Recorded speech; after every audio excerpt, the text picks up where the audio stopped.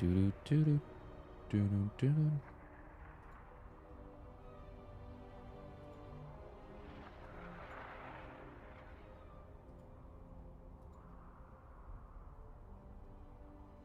Mm-hmm.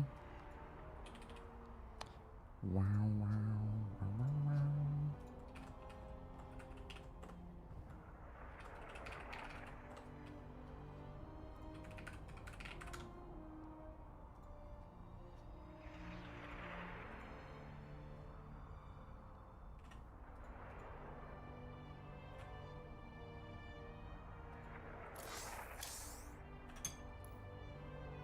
Yeah, we could go with this one.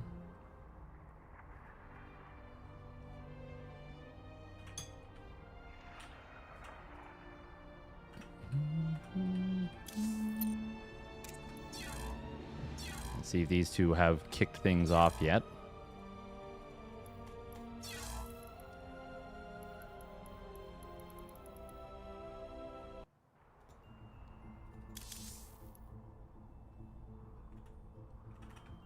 Percival just now joining the Soiva.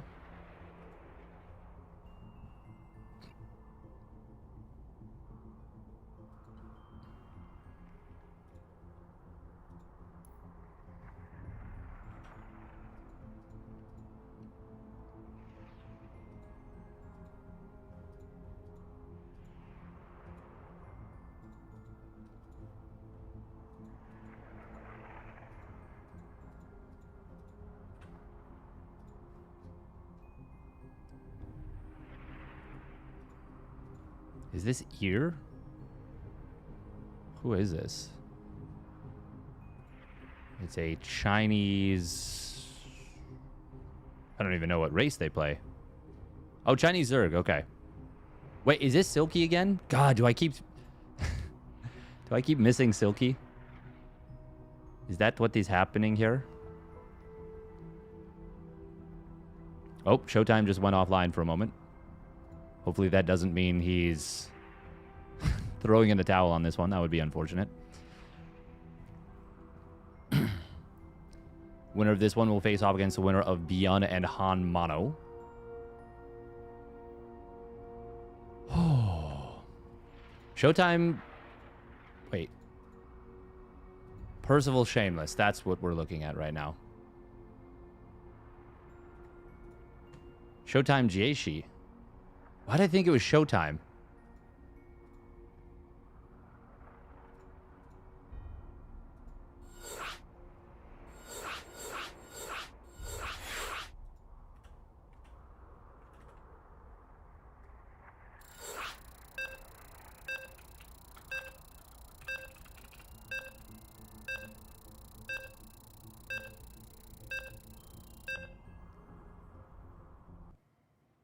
That's so weird. My brain legitimately short-circuited itself. Utterly bizarre. Utterly bizarre.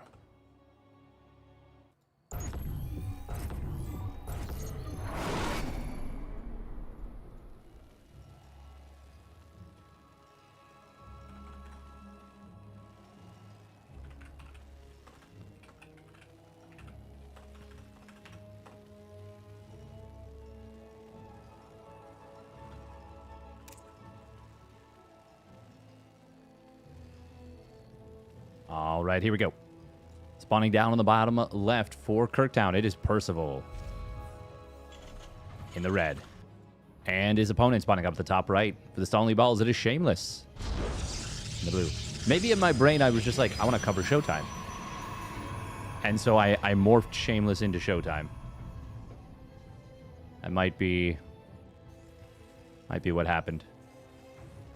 I mean, SH and SH, you know... It's early morning. It's like 7 a.m. for me. Rebecca Black wrote a whole song about it. And honestly, it doesn't even apply here because it's not even Friday. It's Wednesday. Feeling good on a Wednesday.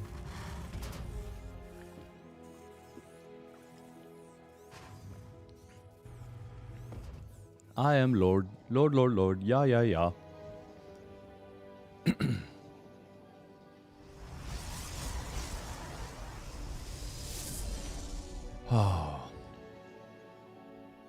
Percival has been impressing so much recently. He's got a really good micro.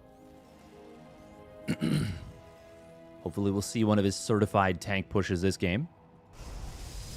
Shameless, though, he's no slouch either. These are probably two of the most exciting up-and-comers. I mean, it's weird to call them up-and-comers still, but... At what point does a player stop being an up-and-comer? You know?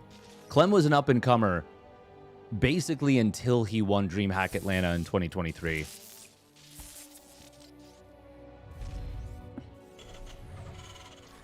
And that was well after he'd already beaten SCBoy and Clem, like, multiple times in online tournaments.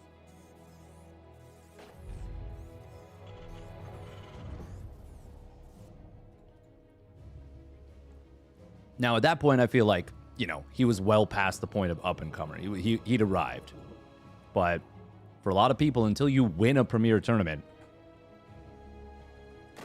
you are just an up-and-comer. Hey, welcome. Welcome, Seb. Recovery is going pretty well.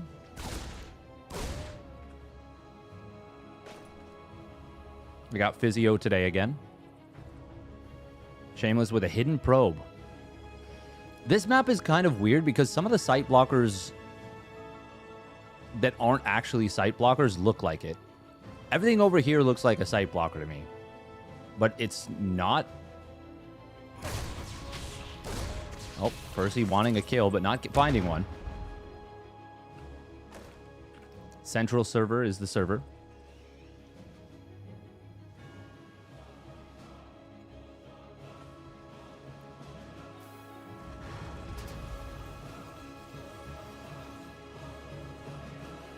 I feel like fans expect so much of players.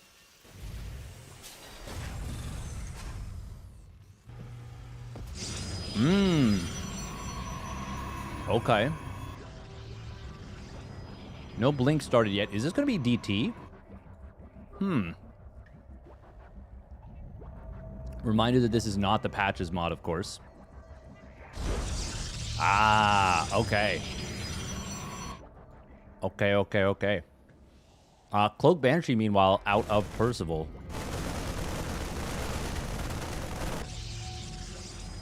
And with no Robo... Well, this is the age-old, you know, cloak versus cloak. Spy versus spy. Now Percival, he sees no Robo. None at all, in fact. Oh, does manage to get a probe kill and gets out with the Hellion in the natural. At this point, you've got to be wondering, where is the rest of your money? Where is it? Where'd you put it? Where's, you know, why is the rum gone? The rum is gone. Why is the rum gone? We will almost certainly see a morph into warp gates as this DT shrine finishes. There we go. Oh, look at that. There's one, there's two. Now, do we unmorph these warp gates? Might be worth it. Robo facility is on the way. Where's the first Banshee? It is crossing the map. There's no battery. But perhaps more importantly, the DTs with Permacloak getting in. Oh, and he's in. Oh, this is going to get messy. Both players are going to lose so many workers. Now, there will be a scan available in the main in a moment. Oh, you do not want to bunch these DTs up together. Oh, a scan can hit both of them right now. And he will kill both. Boom. Tank gets the killing blow. Observer is out. Oh, he wanted another worker, but it's actually going to cost him, and he didn't even get the worker. Oh, we got out of range. But no cloak in the natural. Percival is so far behind in terms of workers now. And he can't move out until... Wow. He just can't move out forever. He just built a Reaper. Was that on purpose? I don't think so. I do not think so. If he tries to move out now, this is doomed. Blink is done, by the way, for Shameless, so he can actually kite this down very, very effectively. I feel like right now Shameless is probably having a moment where he's like, wait a minute, I killed your Reaper, right? I love the Immortal. Don't love that he doesn't have vision through the bushes, but he's got the Observer, so he does, actually. What does it mean, unmorph gateway? Morph it back into a regular gateway from the turbo gate, warp gate. From the warp gate. Yeah. Because the regular gateway now... Oh, wow. We cancel the third Nexus. That's actually a very effective push now from Percival. If he manages to get away with the army. Shameless is in pursuit, but I don't think he can chase this down. 3 siege tanks is a lot of tanks. Yeah, because you get much, much faster unit production. Oh, look at that. He did. He unmorphed... Oh, he's unmorphing all the gates, actually. Nice. Yeah, you just build so much faster. Oh my god, Stim! He's gonna get it. He gets it. Combat shields completes, but Stim goes down. Oh... That's far better than chasing down the army, honestly. Because the army, you're not going to kill much. Killing Stim? Denying that bad boy? That's massive. Now, this is really awkward for Shameless. He's going to lose like 9, 10, 9, 10... Nope. 7. Just 7. Just 7 probes. Interesting. Percival wanted to keep the Banshee alive. He will save it. Just barely. Oh, he could kill this. He's just trying to get home. Spider-Man, No Way Home. Brand New Day. I want to see Spider-Man Brand New Day. Third CC is on the way. Because the third Nexus was canceled and it just completed a little while ago, this game is actually playable for Percival. Even though he lost that Stim upgrade and it's only 40% done. He's actually going to have the third CC already morphed into an orbital.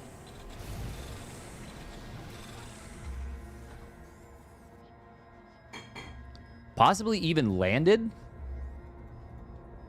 as Stim completes. Well, he'll land it first, so absolutely. He's got the workers for this. Man, that was such a clutch pickoff. Oh, it's on. I think Percival, because that Banshee spotted the pylon earlier, he was able to slip in. Ooh, very nice scan. Kills the Observer. And Marauder will not get sniped. It'll get fully healed back up. Missile turret at the third, of course, for the potential of DTs. Sensor tower gets in here. We do have a Colossus popping out. Can he get the kill on this? Needs just one more shot. He gets it. Big pick. That's a really nice find. Oh, DT will get taken out. Shameless. I mean, he's on his... Oh, hold that thought. We do have this Banshee getting back in. There's still no shield battery in the main or the natural. Army, though, of Percival is getting chased big time. He's killing a lot of probes here. I think the Stalker would lose that fight. Oh, Percival does not want to go chasing waterfalls. Should stick to the lakes and the rivers that he's used to. 10 probes. Damn. 28 workers have died. Hey, welcome, Shu. The one thing for Shameless is his upgrades are not amazing. And Percival's already getting in towards his second engineering bay and the armory. He's going to be able to start cooking up his 2-2. But Shameless now has his fourth base fully mining. A couple of rounds of probes, and he'll have saturation.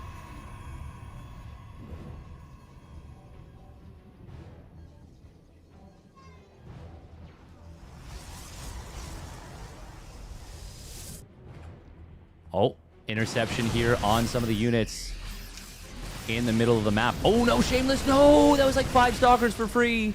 Oh, no. No, no, no, no, no, no, no. Oh, that's brutal. Huge pick off for Percival. Very, very lucky. That was, oh, just a pathing mistake out of Shameless, and it cost him as dearly as it possibly could. Percival did just now fire up the 2-2. Shameless still enjoys a lead, no doubt. But that gives Percival a lot of space.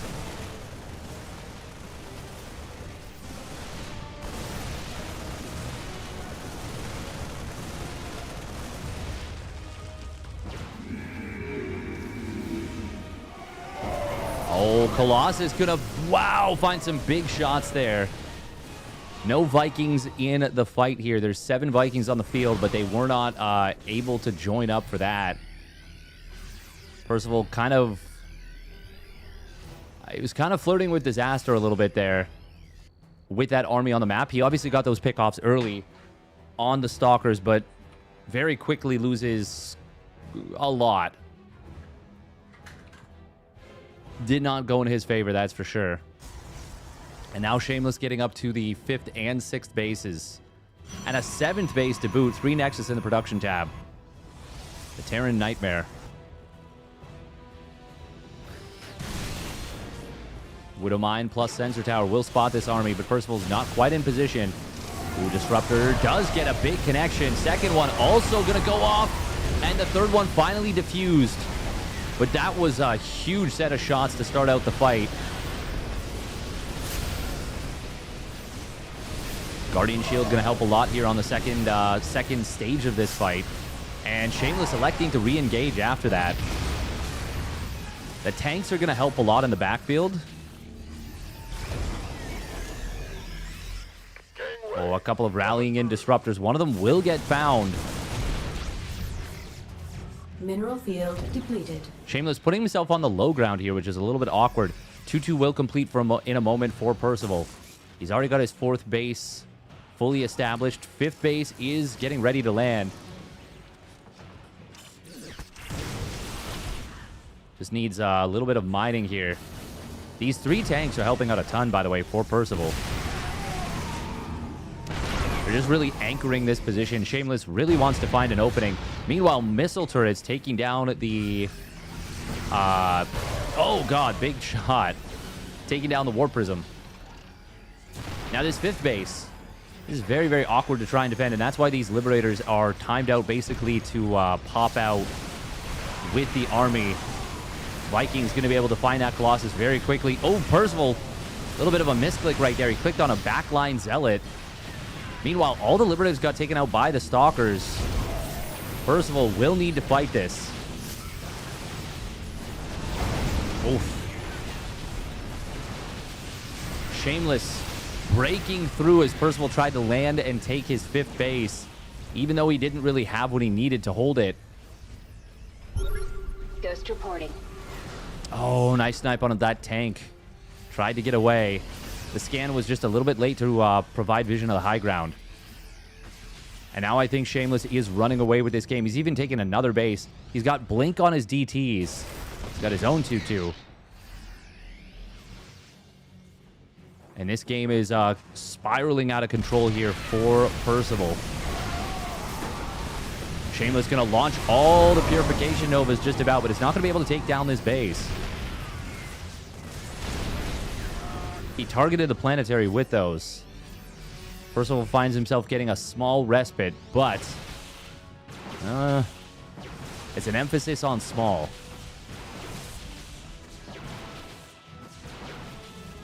How many gates are there? Oh, 14 warp gates.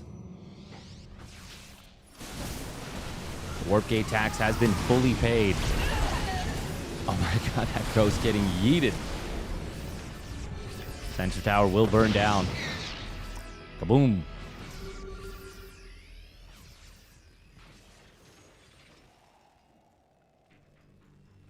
Oh.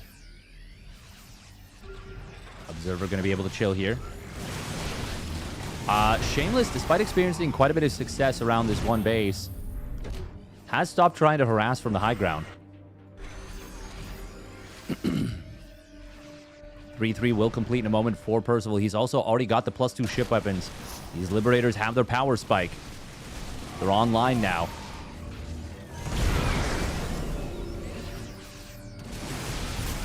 Oh, Disruptor's getting fired out en masse. Percival.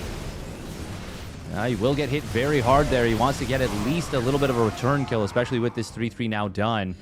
Caduceus Reactor. That is going to be a big upgrade since these medevacs are very, very low on juice. We're going to start... wow, that really came in at an opportune time.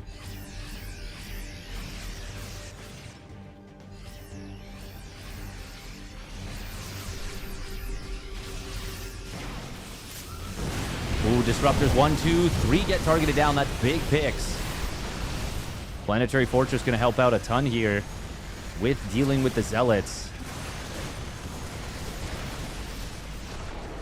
Oh, he could have actually dropped the rocks there. SCB is getting hit hard by the one Colossus from the high ground. The Viking count is reduced. Wouldn't be the worst thing. Oh, actually, I was just going to say it wouldn't be the worst thing to go back into Colossus. He already has. Well, he's going a little bit ham with it. 5 Colossus might be too much. Zealot, Stalker, Colossus. No Guardian Shield. That is something that herO does better than most Protosses. Always has the Sentry with Guardian Shield added into the army. It's really hard to see the whatchamacallits on this map. Low ghost count, by the way. Out of Percival. So much damage into an army if you can just land 1 or 2 EMPs.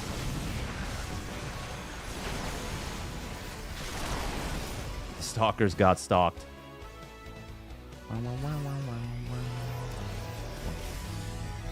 6 SCVs at once for Percival. He's trying to rebuild workers. Oh, Colossus does get taken down. +2 shields is on the way. Vikings will get blasted right there. And he doesn't kill the other Colossus. There's 2 low HP Colossus right now. One of which might get double killed by this Viking. No. He drops 1 to 1 HP. The other one finally going down by a rallied in Viking. More Colossus joining the fight. There's a ton of Liberators showing up to the battle as well. Shameless going to try and protect that Colossus. Not going to be able to. Good job. Nice EMP from Percival right there.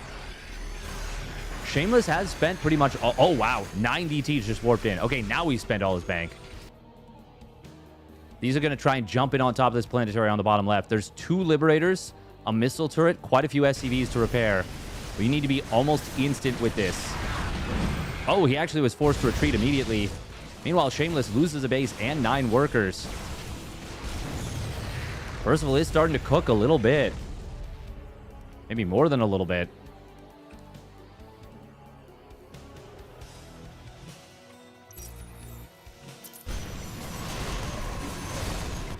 Oh. Army going to recall. Not the whole army, but enough to chase Percival back for the moment. Blink DTs did get scanned as they rotated. Not killing that base is actually so brutal.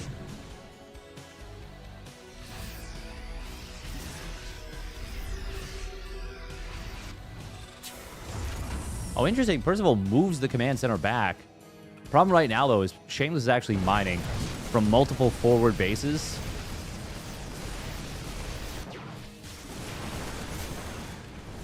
Oh, these DTs once again not moving in, not committing. He's got 14 supply tied up with them. One of these bases does go down. It's a good find for Percival. Percival now on an absurd army supply. 134 army supply. Are there any more upgrades he might want? Oh, well, he definitely wants the range. He got building armor. Very rare to see one late game engineering bay upgrade and not both. Oh, this army could get pincered super, super hard for Shameless. He is walking into a meat grinder. DTs, though, will come in from the back. And it's actually going to turn into kind of a fine situation. So much for meat grinder. He was walking into a meat grinder, but it was his meat grinder for the opponent. Double pincer. Yeah. Yeah, I did not see the DTs coming from the back, and Percival wasn't super ready for them. Not often you see battle DTs like that. But they worked out quite well since there was no detection and there was so much army. Without that, I think it goes horribly wrong for Shameless. But the DTs kind of changed the whole situation. Oh, look at that. The missile turret got sniped in the natural just now. Those DTs finally cleared up. But that means that Shameless's main army is quite a bit stronger once again. I feel like I've looked at the production tab and seen 6+ workers in production like 4 to 5 times now. This last time it was 7. 6 to 7 workers. We're going to see a couple of Liberators getting sniped here. Awkward position. Once again, this base is such a liability. 11 more SCVs go down. Percival will finally find a bit of counter damage.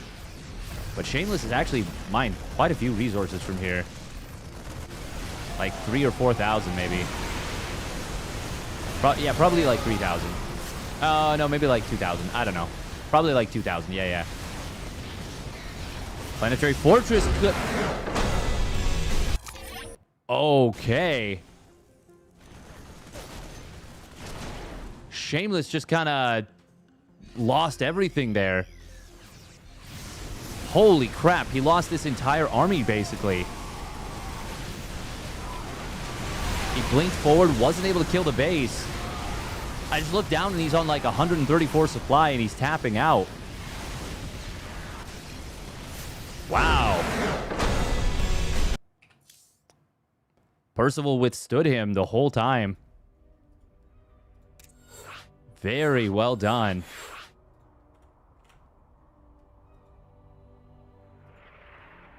Yeah, Percival's becoming a terror. I joined the fight, I guess, late, and it... I mean, they were battling for so long. Damn. That's a crazy one. Pretty sick game number 1, though.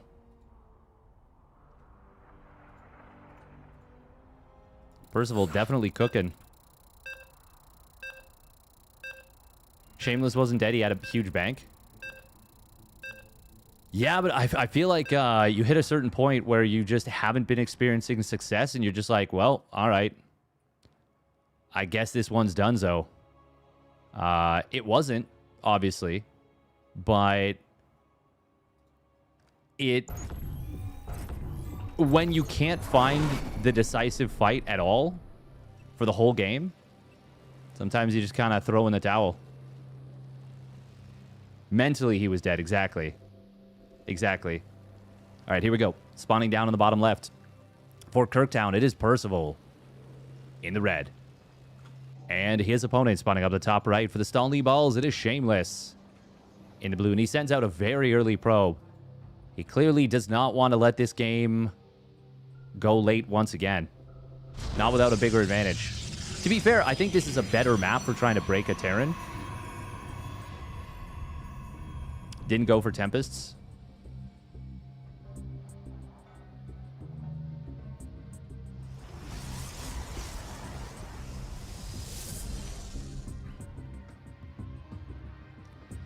I think it's specifically that fight went so disastrously bad, too.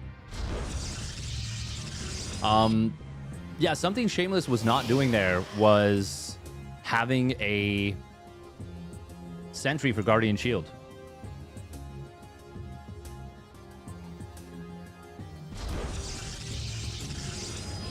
Like, it's just such a powerful addition. It is going to be a double gas opener for Percival here, which is quite good against the proxies. Oh, little pin on the probe. It does slip out. Managing to mineral walk away. It is going to be a Reaper. Okay.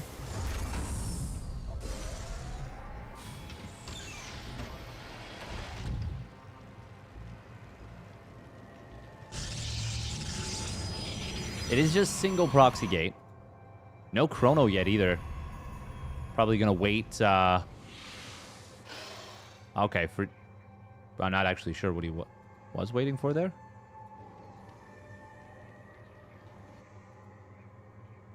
Maybe didn't have a cash to start the second Zealot? No, I'm not sure. It doesn't matter. It really does not matter. The Chrono will finish. And he will be able to start up a... it's going to be a Stalker. Okay. He has the Chrono available for that. Shield battery starts up at home. When he sends a probe down, I guess he didn't know if a Reaper was being made. How many probes go down? It's going to be at least a couple. Shameless pulling workers here. Oh! Cool. Obviously, the distraction on the other side of the map. Oh, that's so obnoxious. The Terran gets away with their infamy. How many SCVs go down? At least one. Oh, he wasn't able to get the second SCV kill. Oh, this is so bad for Shameless. This is so bad for Shameless. And now he's forced to recall. I think that was the fresh Stalker that he just recalled. Yeah. Not going to kill the Reaper either. You do a proxy and you take more damage than you do. Okay, this is a little bit clunky right now from Percival. Oh, does this cloak up? It does! But it works against him. The Betrayer Mine. Hello? That Zealot was almost dead and then turned around and did full damage. Well, not full damage. It did splash damage. Knocked each of the Marines to one-shottable.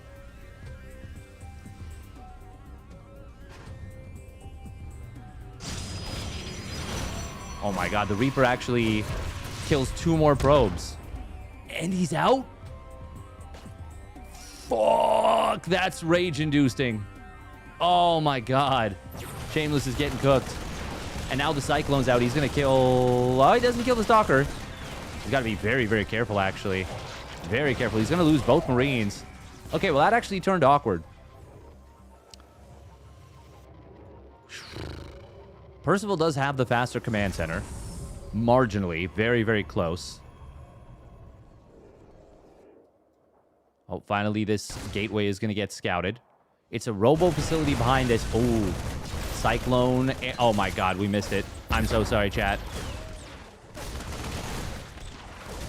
This Cyclone is acting as bait right now. Can the Reaper chase down both of these Stalkers? Oh my god, this Reaper. The Reaper just picked up both kills. The Cyclone falls, but this Reaper is actually a terror. 6 kills on a Reaper. It's somehow going to kill this one too, isn't it?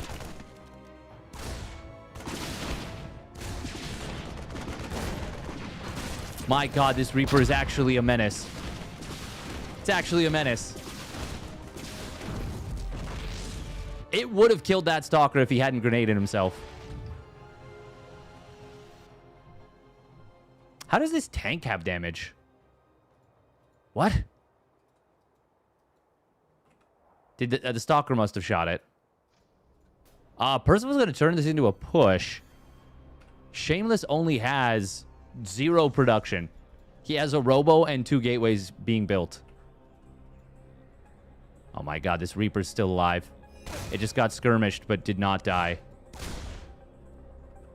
And these units have arrived. The problem is this tank is, like, useless.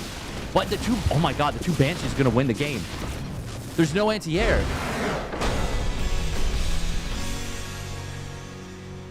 Holy crap. What the hell did I just watch?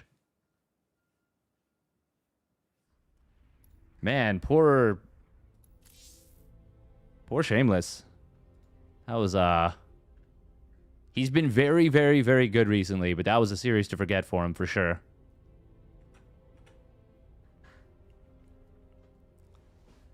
Rex took a game off Lambo. Damn, that ain't bad. That ain't bad. All right, Percy versus ByuN. Next up, that one's going to take place on the Korean server. Tragically common. It is indeed. Tragically.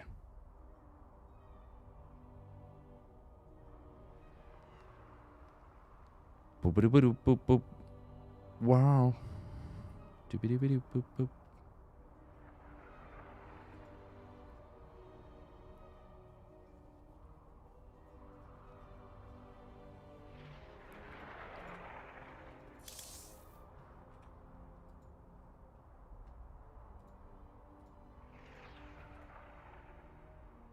All right, quick minute and a half of ads. Yeah, very strange game. All over the place. I feel like my casting was all over the place. I feel like I don't do well in the morning. I think that's fair to say. My natural enemy, the sunrise. The natural enemy of the me.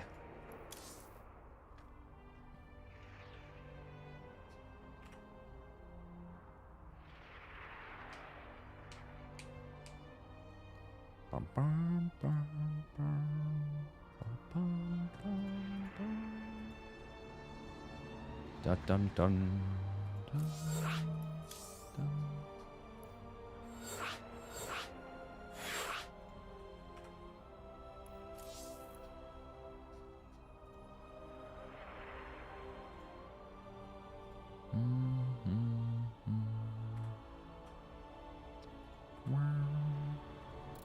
All right, we'll grab ByuN versus Percival now.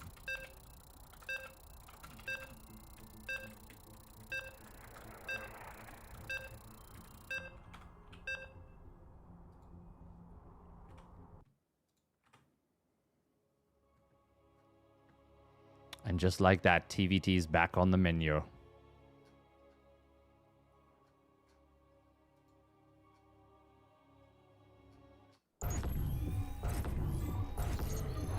Nah.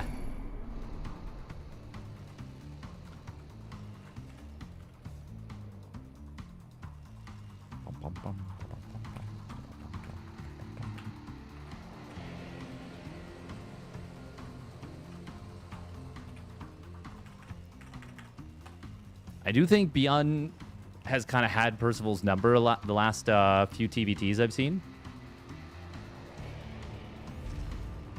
All right, here we go. Spawning down on the bottom left for the Shopify Rebellion, it's ByuN. And his opponent spawning up at the top right. It is Percival. In the blue.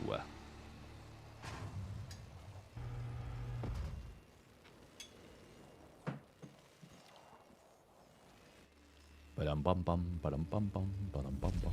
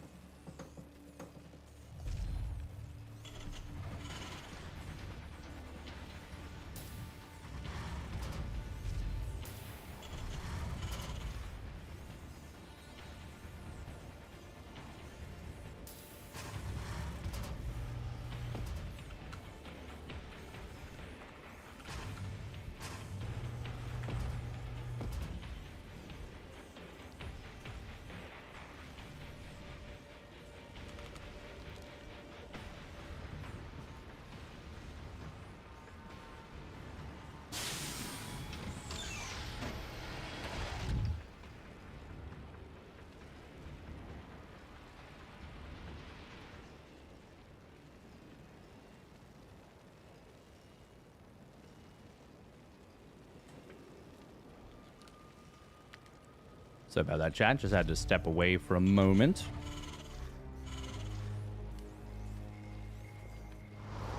All right. Bum, bum, bum.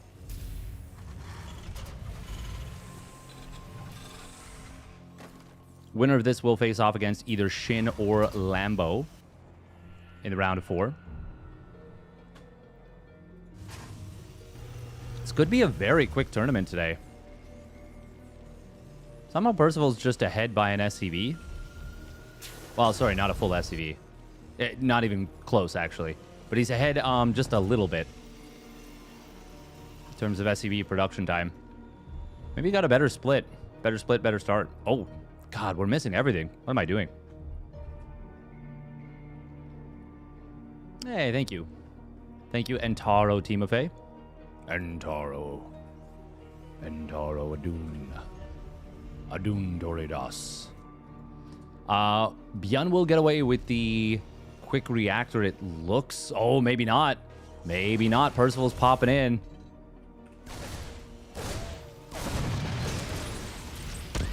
Well, killing an SCV, I think that's not getting away with it. Rather, losing an SCV. Ooh, nice little turn from Percival. His own regeneration is a little bit delayed, but he should be able to escape. Kind of gave ByuN a little bit of a second thought about chasing. They're both on 3 Reaper, 2 Hellion. Ooh, but it is going to be ByuN who gets the jump and gets the first kill. Killing an SCV, nice. Losing a Reaper in this situation, very not nice. Very not nice. And he's going to have his command center delayed. Meanwhile, ByuN is going to complete his just before the Reapers arrive. And he could save the SCV if he was so inclined. Oh, but he's added another set of Reaper and Hellion. Oh, Percival barely getting the depot lift in time there.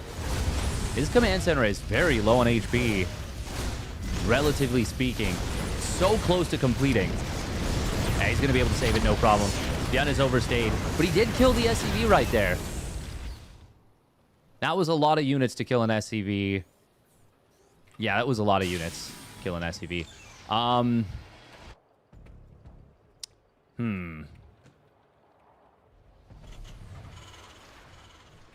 It did delay his command center a little bit more. And Percival will fall behind in workers. Probably 2 workers behind by the time the command center's done. Yeah.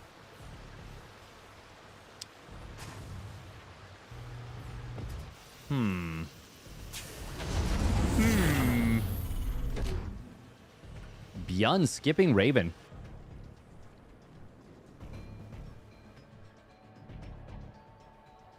And he has gone for a tank drop. Ooh. Using boost twice on cooldown as he crosses the map. Ooh, gotta be careful here. Cyclone locking onto a Marine and a Hellion. Hellion survives. Marine gets sniped down. ByuN, this is awkward for him because he can't really unsiege. Oh, but the interference matrix is a big problem. Percival is poised to kind of crush this. Oh, and he's going to be able to do so. He gets the lock on onto the medevac. That's really, really nice. Yeah, Percival will murder this. This is important that he does so as well, because another tank and 2 Vikings were showing up. And actually, that's going to turn this back around. Both Cyclones killed. Percival was not expecting this ambush. That is a sick little ambush from ByuN. And immediately resets everything. And now the Ravens are a little bit in a little bit of danger. Percival just started up double Viking production. ByuN went straight for the Vikings, though. ByuN does not exactly have time on his side, since those Ravens are gathering energy. We're going to see auto turrets dropped. At least 2 Ravens will fall. He might get all 3. But he will lose air control for it.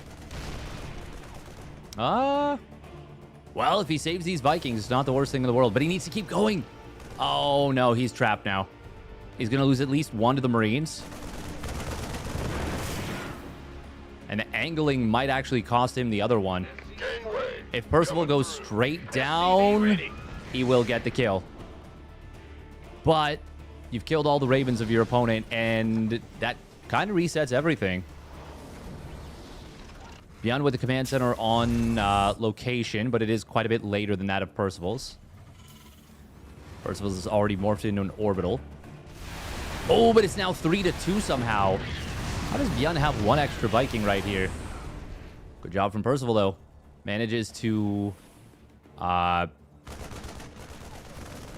save the second Viking by landing it and still killed the first one. Oh, a little bit of miss micro from ByuN, but he does the same Viking land to save. He is up one Viking, I believe. Oh, and that's going to be a nice scan out of ByuN. He will spot his opponent's tank. Gets the kill on it. Oh, and now his own Marines are tanking for his own tank. ByuN going to get a much, much better fight. Leaves, kills every tank of his opponent and saves all of his own. Holy moly, what a one-sided fight. 2 Vikings for 4 and 3 siege tanks and 7 Marines. Damn. ByuN, that could not have gone better for ByuN if he were controlling both armies.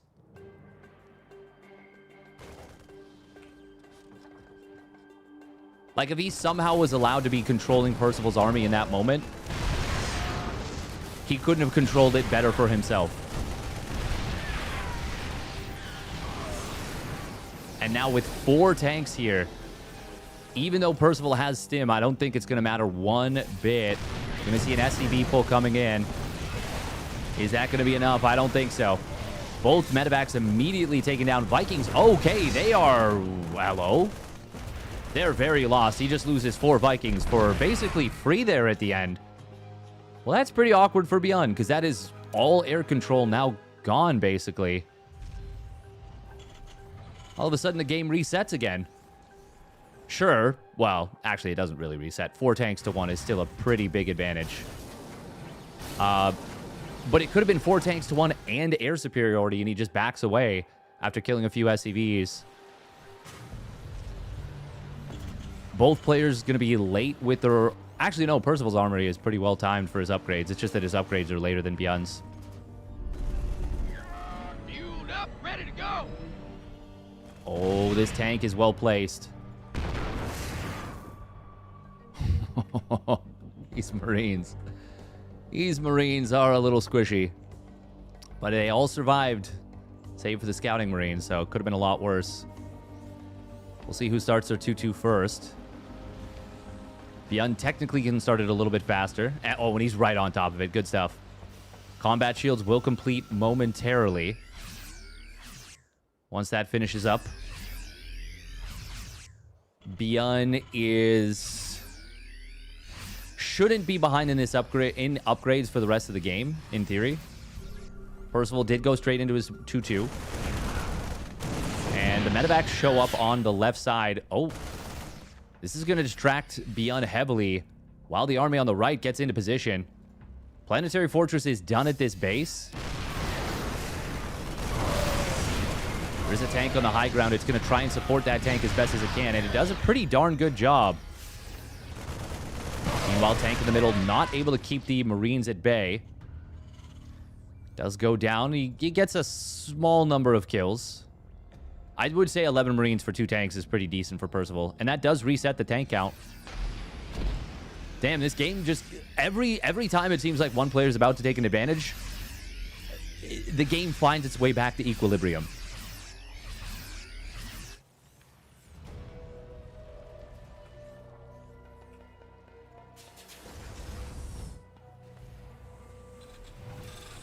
ByuN adding on all the reactors here.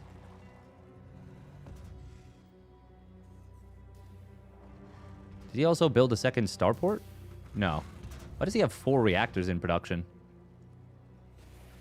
Oh, one of the barracks moved off. Oh, hold that thought. We see an attack on the top left, and it's going to run into a much stronger army. Oh boy, ByuN just lost quite a bit there. But he didn't lose that much more than it...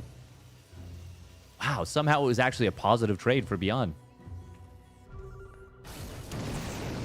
Yeah, my observing has been off this morning. Oh, ByuN's going to try and dive these tanks. He likes his position. He's fighting before 2-2, but it's, I think, still okay for him. Percival will get the counter scan just as he was about to lose the tank war, despite having the advantage. Somehow medevac escaped from that earlier fight. Both players completing their 2-2. ByuN on 93 SCVs. That's way too many.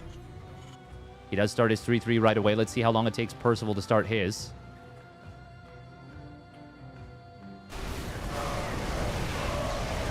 God, we're all over the place.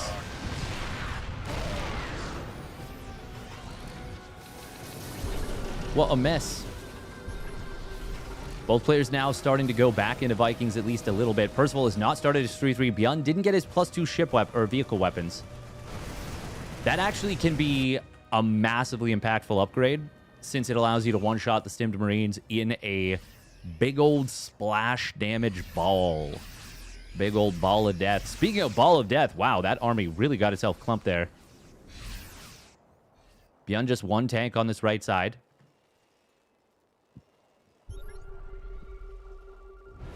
Percival taking a forward base while ByuN takes the kind of back one on the left.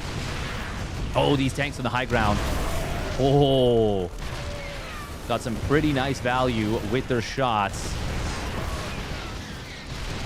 And that's going to enable ByuN to take a pretty darn good fight. 3 tanks, one of them actually surviving a while.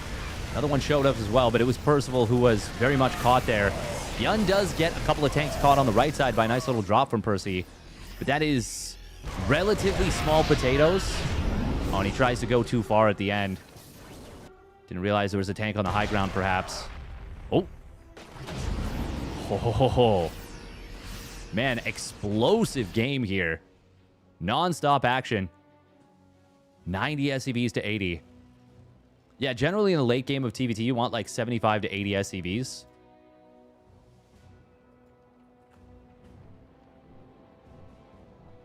Orbital command counts a little bit better for ByuN.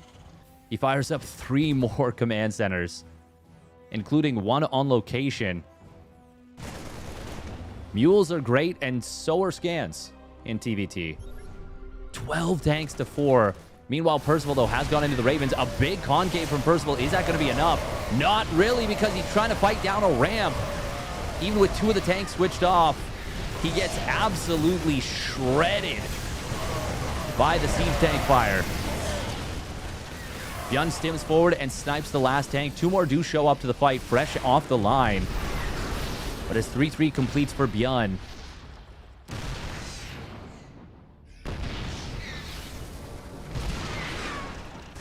he's getting a tighter and tighter stranglehold on the middle of the map.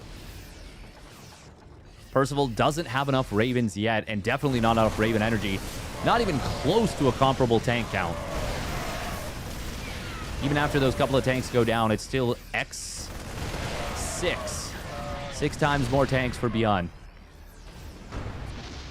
Now that won't last. Oh, that's cute. Nice little move from Percival right here. Dropping it on top of this one tank, and he actually would kill both potentially. Not potentially. He'll get it. He'll get these tanks. Super Marine right there. That's the hero Marine. That's him. I would have preferred if you'd target fired me on the tanks that had low HP right away. It took you about 0.5 seconds, and that's not acceptable. Good cleanup here for Percival. He does have a very technical army. This game is... Well, actually, it could be over right now. Tanks do body block a few of the Marines for ByuN. There's no tanks behind this for Percival. That's a mega anti-armor missile. But he needs more than just that. He needs siege tanks to hold his position. ByuN's just going to get it done with Marine tank medevac, isn't he? The way he loves to end games. He did attack in before anti-armor missile fully expired. And since +2 ship weapons is done, even a small number of tanks will still get the job done.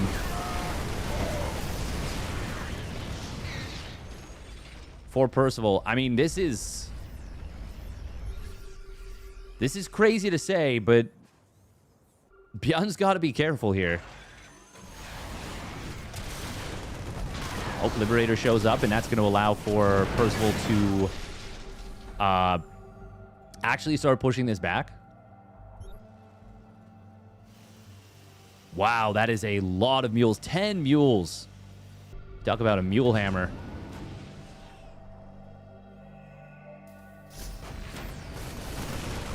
ByuN is starting to build his own Ravens. But, well, actually, no, both players have almost no Vikings, so it's fine. With just a couple of Vikings for ByuN, he's able to take air superiority. He does start his 1-1 for the air as well, which is really nice. And Percival is starting to get... Oh, my God. 5,600 minerals... 5,800 minerals per minute. Can it touch 6K? I just saw 59 as well. Mules go crazy. Percival with a small little counterattack. Oh, he's got to be so careful. Oh, my God. Turning around to kill Vikings right now is very risky. He gets them, and he might actually get out with the majority of this.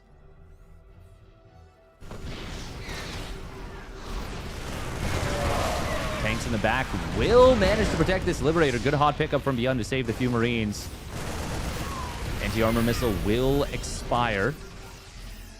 And Percival rotating with a couple of tanks, a couple of Ravens, a couple of Vikings. I'm impressed that he's still in this game. But how much longer can he hold on for? He needs to start mining these gases in earnest.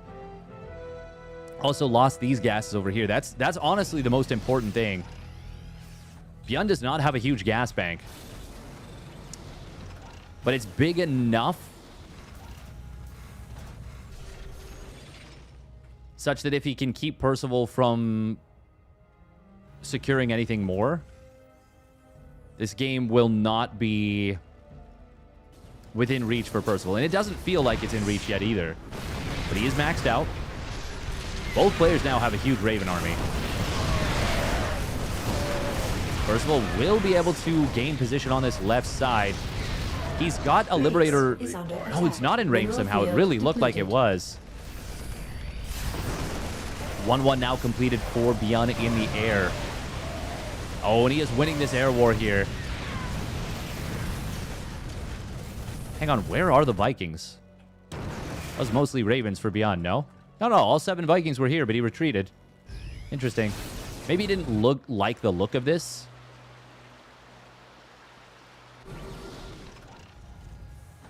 A cornucopia of autumn colors there.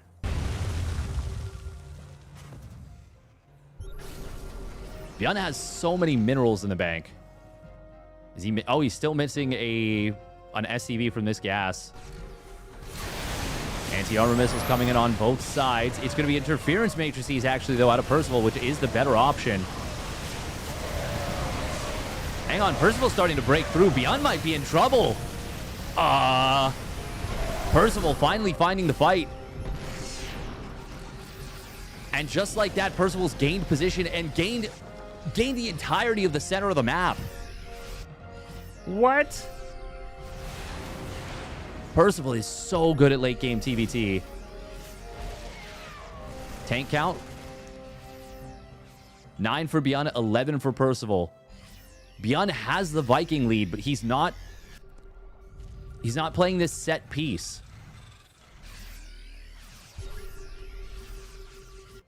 God, he was so close to shattering Percival before. This tank, by the way, is still here on the top left. Okay, it's finally going to get cleaned up. Now that Percival has the space. Oh, but that will draw some of the Marines, quite a few Marines away. ByuN does have an absurd Viking lead at this point. He needs to make Liberators. He's adding 2 more factories. I'm Ron Burgundy. Anti-armor missile coming in, as well as 3 interference matrices, but it's not enough. ByuN actually uses most of his Raven energy, and it doesn't really achieve anything that he was looking for. In fact, Percival wins the fight. And he still has a surplus of Raven energy, despite being down 1 Raven. Interference matrices getting dropped by Percy. And he will switch off the majority of his opponent's tanks. Now the tanks of Percival show up. There's no interference matrix energy for ByuN to switch those tanks off. So Percival gains the position again. ByuN is building so much on the production tab. But Percival is gaining ground on him. More and more. ByuN has so much mining. So much mining. But Percival is in an inevitability right now, it seems like.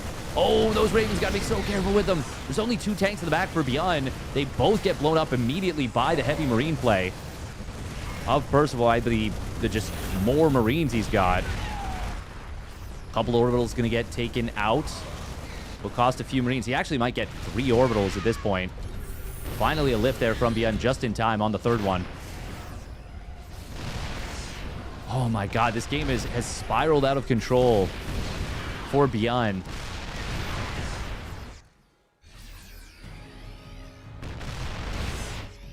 He's still maxed out. He's still ahead in economy. He's still ahead in bank. But just the last few fights have gone so solidly in the favor of Percival. And he's controlled them right. He's had the right units in the right places.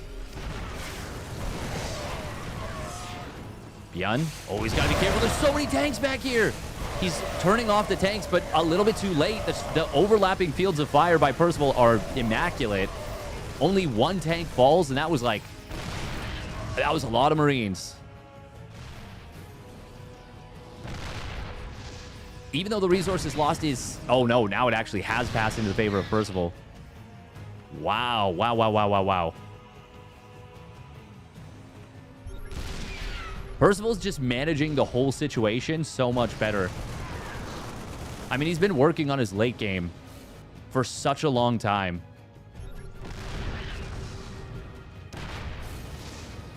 I wonder if ByuN is taking the opportunity, because it does feel like he had the opportunity to put the game away earlier. I wonder if he's taking the opportunity to play late game and practice it versus Percival.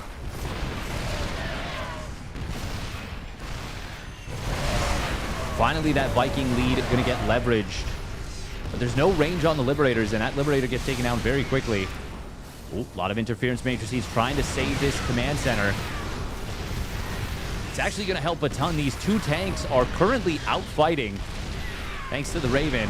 Quite a few more tanks. Oh, ByuN trying to sneak up on his opponent's tanks here. But it's a really good concave for Percival as a result where the positioning lands.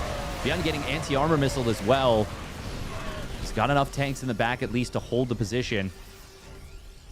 That was probably the best skirmish ByuN has gotten this basically since Percival got the full component of his late game army. God, it is so complex to control this army. Percival showing some Maru-esque tendencies here with the Viking, Raven, Liberator, Siege Tank, Marine. I guess Medevac too, but they just go with your Marines. Okay, we're going to see an engagement coming in. A couple of interference matrices coming in from ByuN. Percival.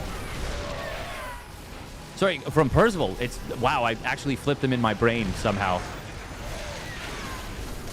ByuN is starting to drive this back as he gains Liberators. Percival, though, has shut down this side. ByuN, though, still mining more. But he's actually behind in gas now. I mean, he's behind in gas, but he is ahead in army supply. ByuN has... Since he added the Liberators, this game has flipped right back into his favor. And he's got a 3 upgrade lead in the air. Percival just can't even contest that. Oh, Percival just got blasted there.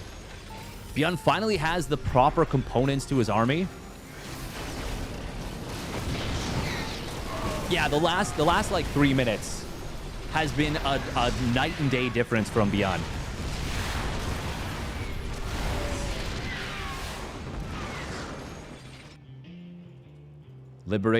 Thor's added in. ByuN now starting to squeeze Percival on the left side. Yeah, even without range on the Liberators, they're still so powerful here. Percival, you gotta hand it to him. He fought so valiantly. But ByuN, after getting driven off the map and losing a resources lost advantage that he'd had for how long?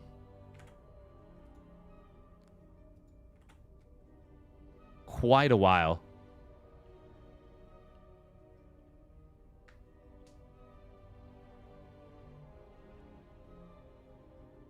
Bum, bum, bum, bum. Bum, bum, bum, bum.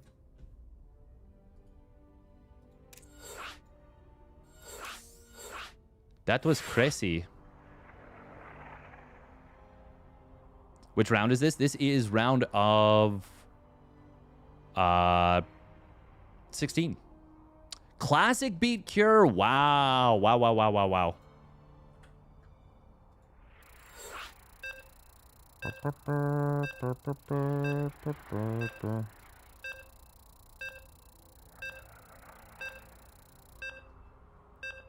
Yeah, HVK, I don't think anyone right now is like arguing that PVZ is in a good spot.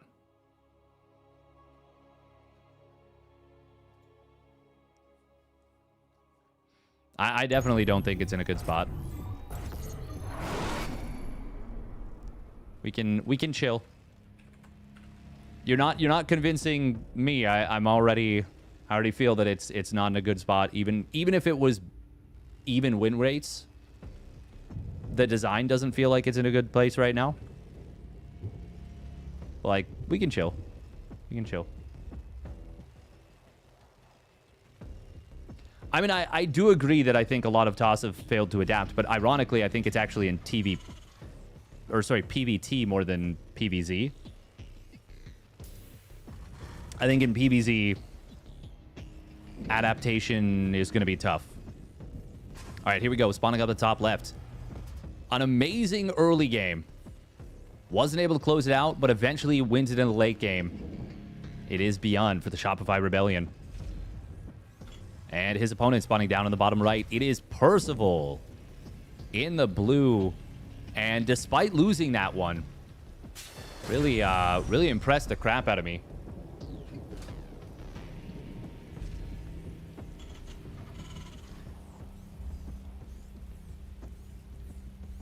Oh yeah, I think Protoss is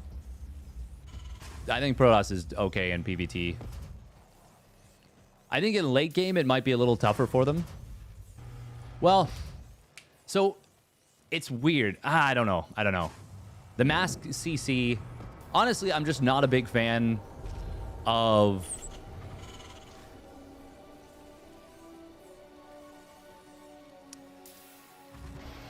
Not a big fan of a lot of things. Welcome, Hound to the Baskerville. Following back again.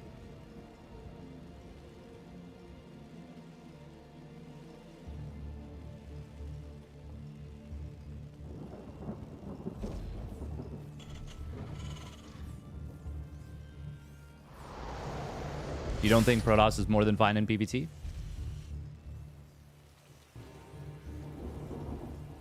Thank you for saving RTS. I will say I personally do prefer the patches mod overall. I actually think PvT has been better than some of the previous stuff.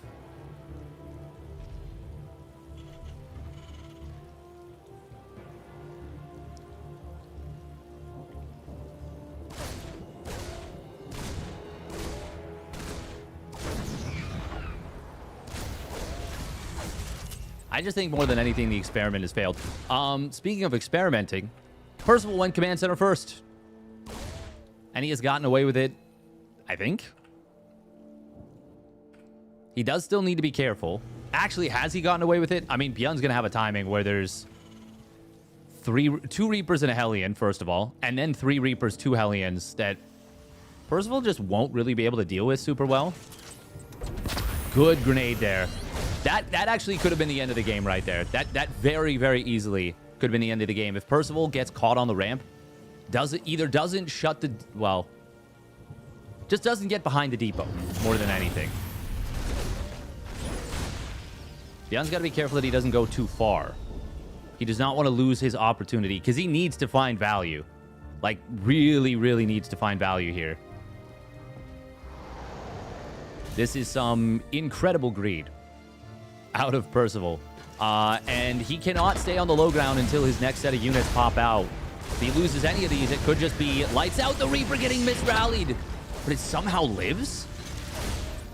ByuN also got hit pretty hard by Splash. SCB is going to pull. Percival will survive. Oh, he keeps that Hellion alive too. That was nice. Honestly, 5 SCVs. That's enough damage for ByuN to be okay here. But Percival comes out of this ahead. At least in terms of economy. And of course, he's got a third CC behind this. ByuN will have starport tech earlier. So he's got his first medevac already about to pop. But Percival is once again trying to... He's trying to jam this right into the late game. Right from the get-go. Or at least towards the late game. Angling towards that.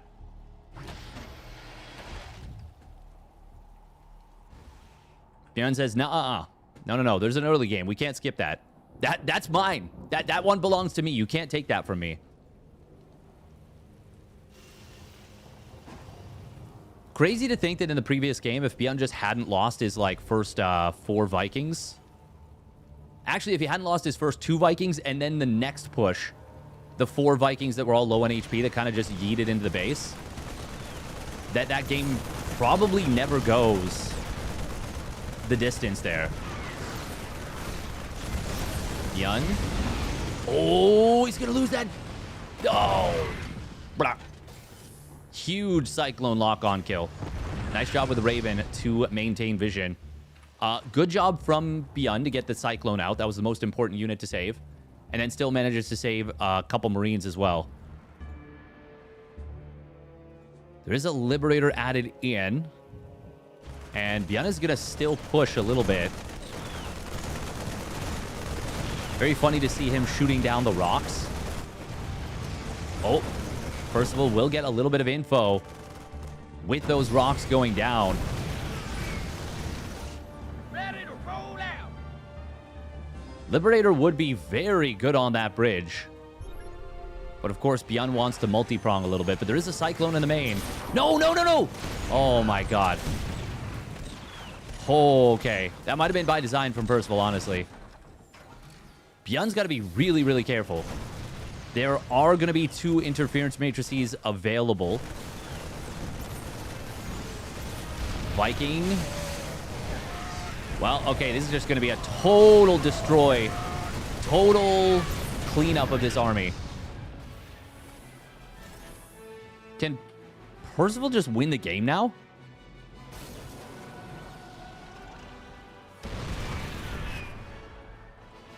Probably, maybe. I love the addition of Liberators here. I think that's a very smart move. Percival is going to be able to kill his opponent's tank with the help of that Cyclone. That Cyclone up to 5 kills now. That was the one that killed the medevac early, I believe. Cleaned up the Liberator. Percival going to dive in. The Cyclone did go down. Yeah, Percival's won this game, I think.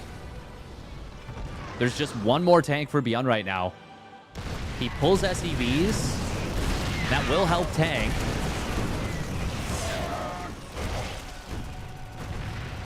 ByuN, he can't deal with this. Yeah, GG. Oh my god. Holy moly. Holy moly, Percival's gotten good.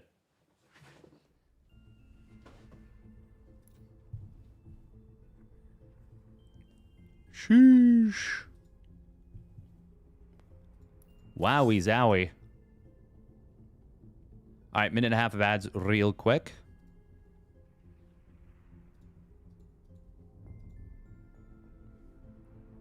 herO 2-1 Showtime. I feel like Showtime's one of those players that is always able to maintain composure against a player like herO. And that ain't easy. It ain't easy being cheesy.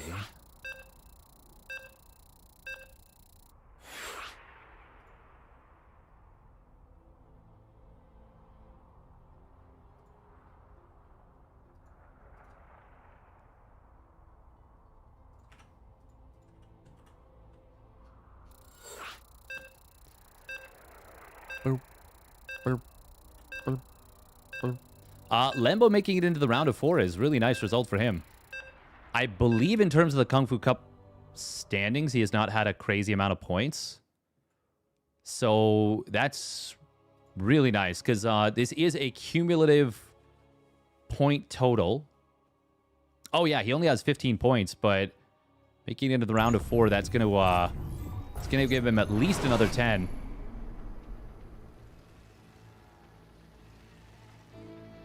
Now, to be fair, top 8 is a pretty big divide between top 8 and the players on the outside, 9th and below.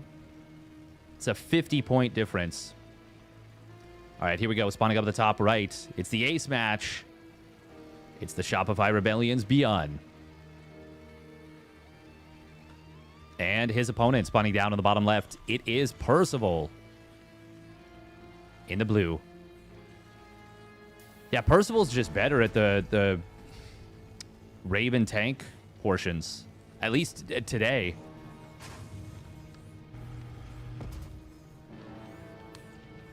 And I gotta say, I think in general, he's gotten quite a bit better at that. Man, the fact that he got away with Command Center first like that. And even as he lost 5 SCVs, like, it was totally fine. He still came out of it ahead.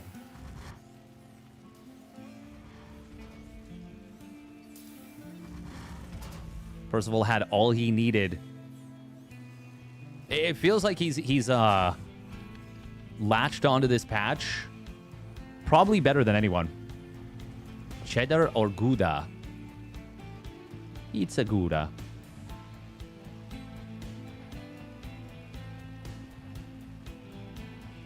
Oh, he swapped it out to the one that was building gas with minerals in hand? Oh, I guess it would have been Percival. Yeah. Yeah, right now, Lambo would only move up to 25 points unless... Actually, yeah, to put it in perspective, even if Percival, who's at the next closest player behind Rogue, were to win this tournament, he would only move up to... what, 85 points?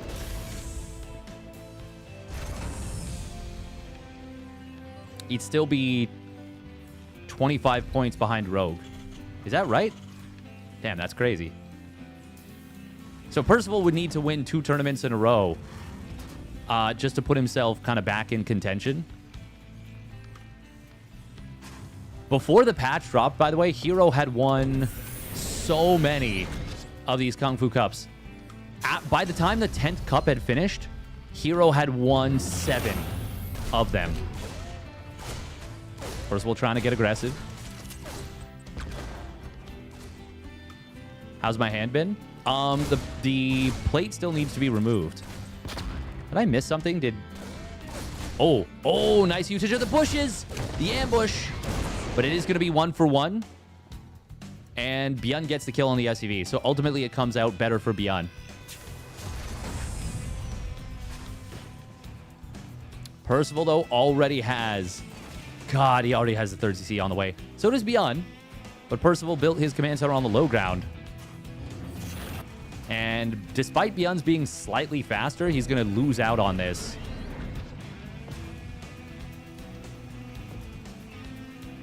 Hand, head. Yeah, they removed the plates from my head. XD. No, they haven't removed the plate yet. Plate is still in there for another... Actually, I think the surgery has been... It hasn't been specifically scheduled yet, but probably end of September. Which is a ways away, unfortunately. If I can get them to do it, like, 2nd week of September, I will. 100%. I definitely should take the plate out of my head, for sure. Both players playing Reactor Hellion here. They're doing mirror builds. So ByuN is saying, okay, let's do it. Let's Raven. Let's Raven, baby. Feels like ByuN has been playing really well lately. He has. But I think today, Percival has been, at least in this matchup, been playing better overall. Even though the scoreline's been 1-1.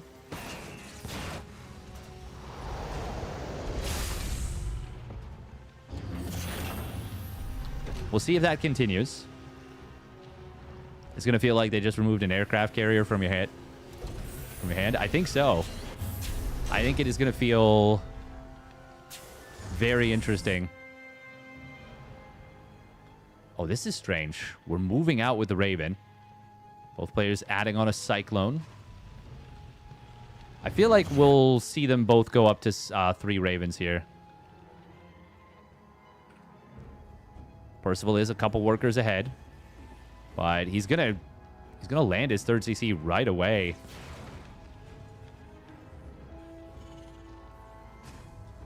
ByuN will get some damage done with this auto turret, but it's not a whole lot. 1 SCV. ByuN with a nice concave of Hellions at the natural. Meanwhile, Percival did get zoned away by the Cyclone of ByuN. Percival sending his own Cyclone back into the main a little late. Oh, you can see the Raven kind of struggled there for a moment. Still struggling. Okay, does just fly out now. So this Hellion, this is the softest contain you've ever seen. But it is kind of a contain-ish. More than anything, I feel like it's the amount of auto turret energy. Percival did stop 1 Raven earlier. And as a result, will have Viking production faster, but not by much. ByuN's been tight with his build.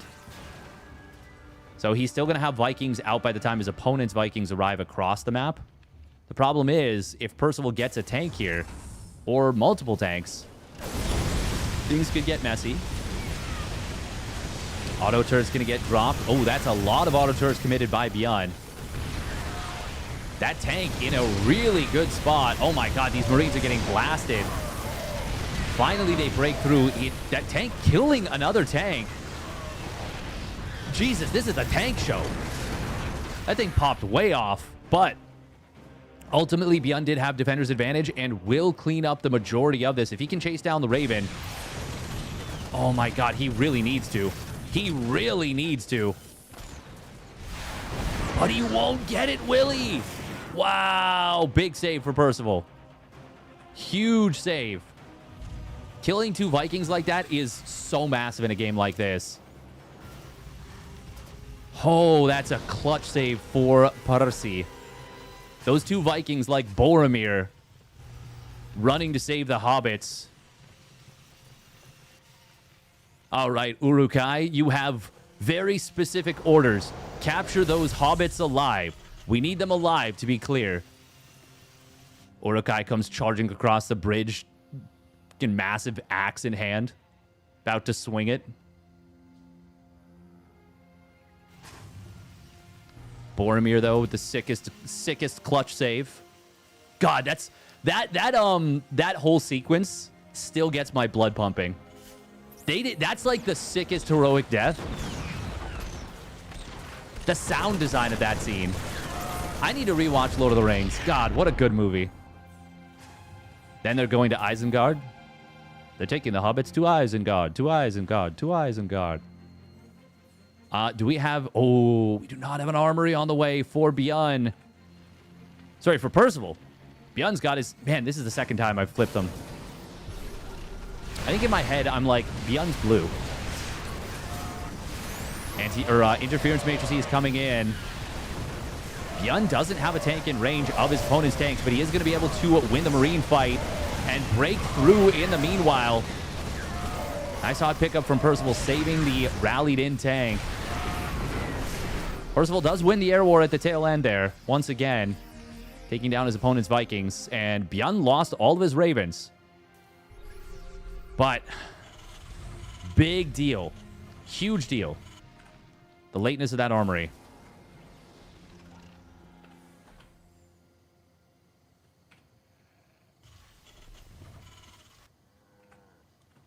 Two can be such a massive timing. Games are won and lost on 2-2 timings. Seed tank is not going to be protected by the bushes. Medivacs provide vision, but at least ByuN gets a counter kill on that Medi. That's actually quite nice. Oh, he's going to chase. It's a decision to chase very, very late.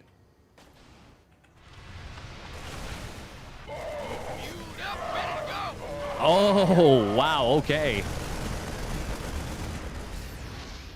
ByuN just changing direction. Intuition.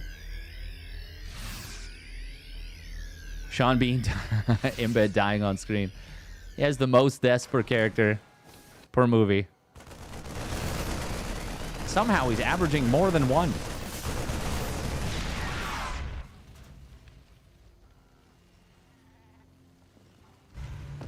That doesn't make sense. He only plays one character per movie. Yeah, I don't understand how the math works, but you have to trust me on this.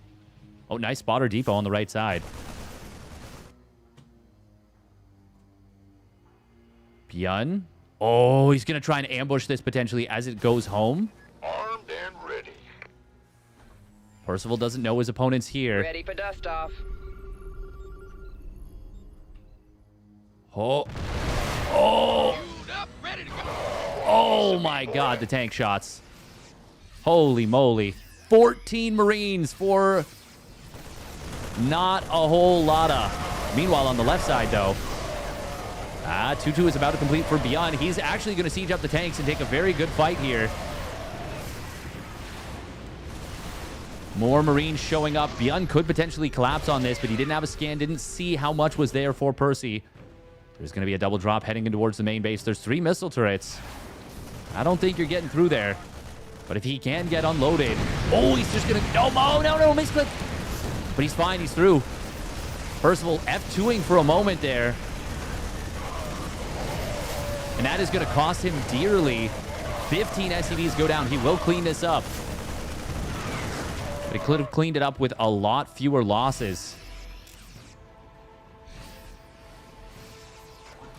Oh, God, that tank unsieging is very inopportune on the timing. Percival going to finally complete his 2-2 and even up the upgrades. ByuN has fired up his 3-3 and his +2 vehicle weapons once again. TVT is such a clinical matchup. Ooh, Stim coming in from both sides. Ravens added back in. Oh, the rock drop. But is that even a good move? He just lost so much in the meanwhile. That was not it for ByuN. He saw an opportunity and there wasn't one. He loses so much. Ay, ay, ay. Ay, ay, ay.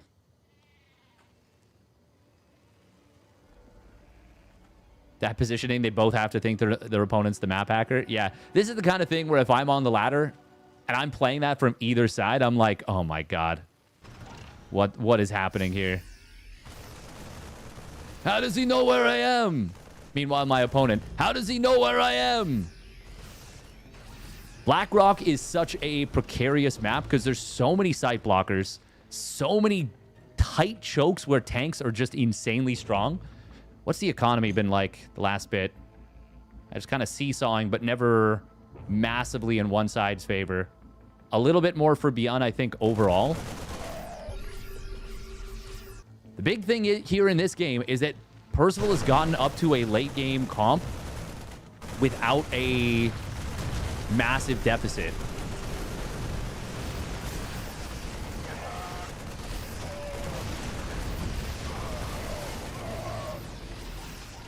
Percival. God, that's a lot of Marines. This is an army for ByuN that is... It feels so dangerous. And there's a great example of why on the right side. Percival did get up to his +2 vehicle weapons, even though he doesn't have 3-3. This is still better for him. Oh my God, the scan. No, ByuN, no! 1, 2, 3 medevacs hit the deck. Fully loaded. Percival scanned it. He saw it. And he just waited. Oh, but on the other side, the tanks got on siege. Percival, after catching a mistake from ByuN, will get caught in return. But Percival still has a far better army. Far, far, far better.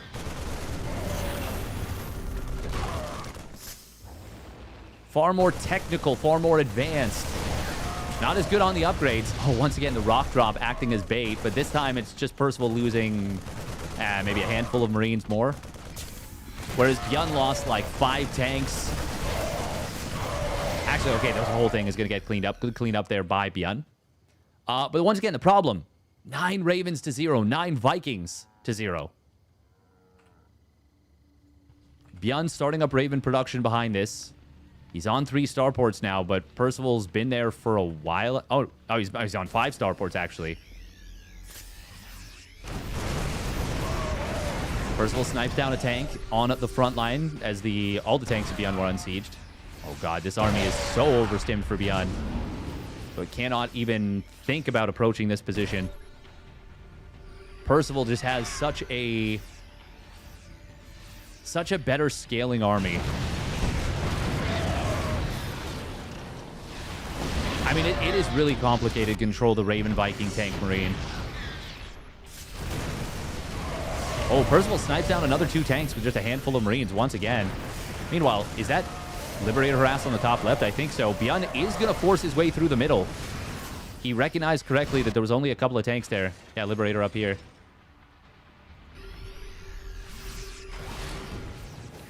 Percival distracting heavily during all this. And forcing some lost mining time. Missile turret being produced on the top position. Vikings will get over here. They will kill this Liberator. How many more kills does it get?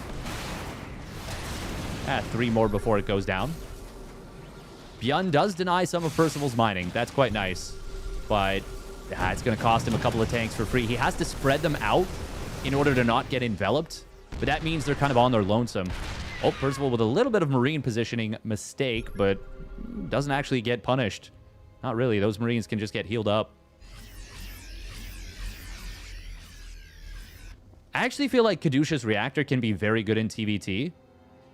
But I guess you're not really keeping the medevacs alive. You're just replacing them. I was thinking because you stay on a low medevac count.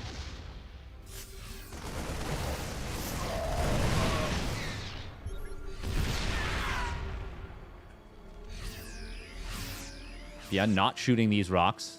I guess he doesn't want tanks to be able to be put on the high ground.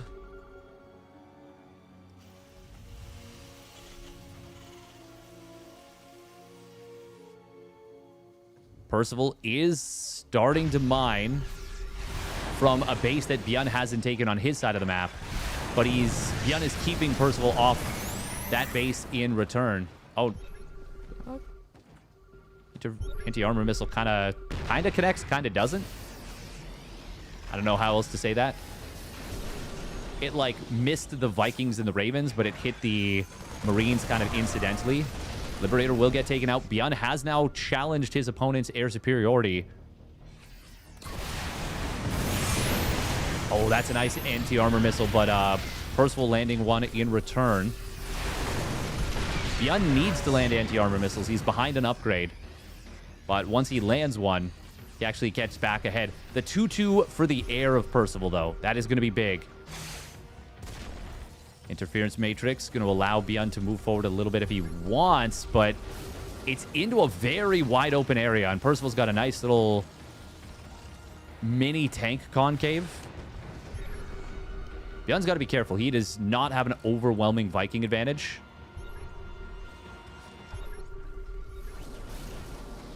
In this position, he's ahead by a little bit, but the upgrades in the aggregate HP make it scary, and now Percival's actually ahead himself. Nope, they're 14 to 14, and all the tanks, or all the Vikings are here for both players. They're maxed out. Interference Matrix lands much better for Percival. Both players recoding each other's army with Doritos, with the dust.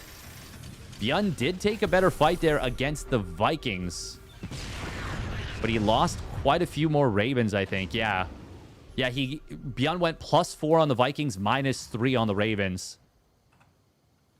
Which I'm actually not sure who comes out ahead there. I guess it depends what happens after. 2-2 now done versus 0-1, though, in the air. ByuN prioritizing the +3 vehicle weapons. Oh, oh my god. Somehow a triple drop gets into the main base of ByuN. He had no missile turrets. And that just killed 2 Vikings and a Raven. Percival, while both players scanning each other at the front. Percival making great use of Marines and medevacs here. Kind of after, I don't want to say their expiration date, but at this point in the game, they're not super valuable. They may become valuable again if both players deplete their banks. Man, ByuN really needs to get those air upgrades in gear. He's got double armory. Now this medevac is still alive. Percival's already getting in towards 3-3 ships. 3-3 ship upgrades. Oh, this missile turret's going to score a double kill. I mean, this was always just a distraction.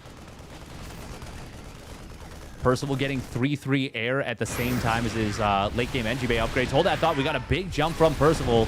Getting a huge anti-armor missile. ByuN coating his opponent's army just a little bit later. And with both players having anti-armor missile on their army, it's a 2-upgrade advantage for Percival. ByuN, though. I mean, he's in trouble. Oh my god, Percival actually winning the fight initially until the tank finally gets the cleanup. ByuN does have more Vikings here by a lot. Percival does not want to take this fight. Not right now. This is... Well, I guess it goes well enough. It does. It certainly does. Maybe the auto turrets helped a lot. Maybe ByuN's army was a lot lower on HP in the Viking count than it looked like. That's a lot of dead SCVs right there, moving through the middle. Percival has so many sensor towers. He's got 6 sensor towers. ByuN with just 1. Oh. Auto turrets from Percival finding a couple of tanks. Percival feeling like he can spend some Raven energy and kills the 1 sensor tower his opponent has. Oh my god, finally the +2 ship weapon starts up. But ByuN is going to have a 3-upgrade disadvantage in the air war for the foreseeable future. For the next 2 minutes, basically, or next 100 seconds, next minute and a half. Scans coming in on both sides. What's the orbital count? 10 to 10. No such thing as too many orbitals.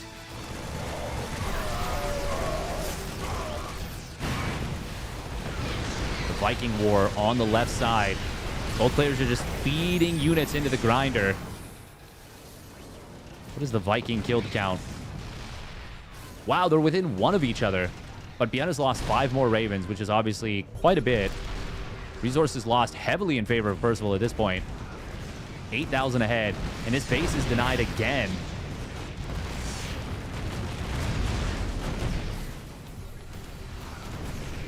God, there's so many rocks on the map. I was about to check the structures tab for how many rocks there are. Silly Steadfast, that won't tell you. Oh my god, the air upgrades are so massive. ByuN is finally going to get overwhelmed here, I think, in the air. He's had 1 or 2 more units. Basically every fight, every skirmish. Percival now keeping his opponent off of this base. ByuN says, okay, fine, I'll just long distance mine the gas. That's the most important thing. And it is. It actually is. Oh, interference matrices coming in from ByuN. He's going to try and swarm this after shutting off the tanks. He will get a lot of them. He gets a Thor as well. Going to find a good number of Ravens, too. ByuN with a kind of a surprise Marine run-in. Somehow there was a Reaper in the army. Percival with 0 Marines on the field. But he will kill a lot of Vikings and a couple of Ravens on the way out. Oh, ByuN is badly outmassed in terms of the Viking count. That's probably the biggest lead we've seen in this game.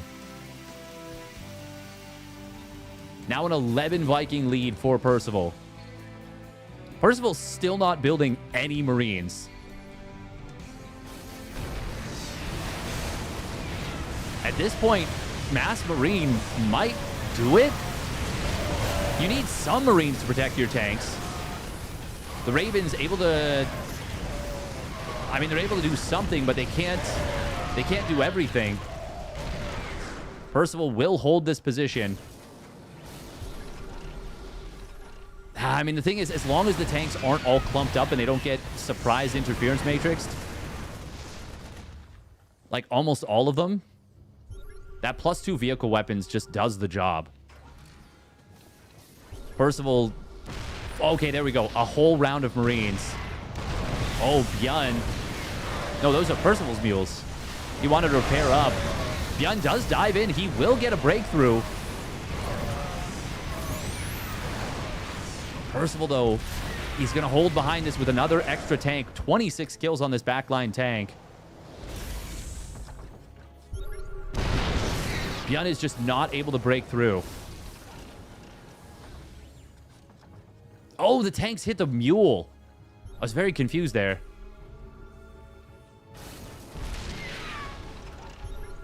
If ByuN somehow manages to actually win this without Ravens, that would be insane. Oh, 5 SCVs on the right side. Just SCVs.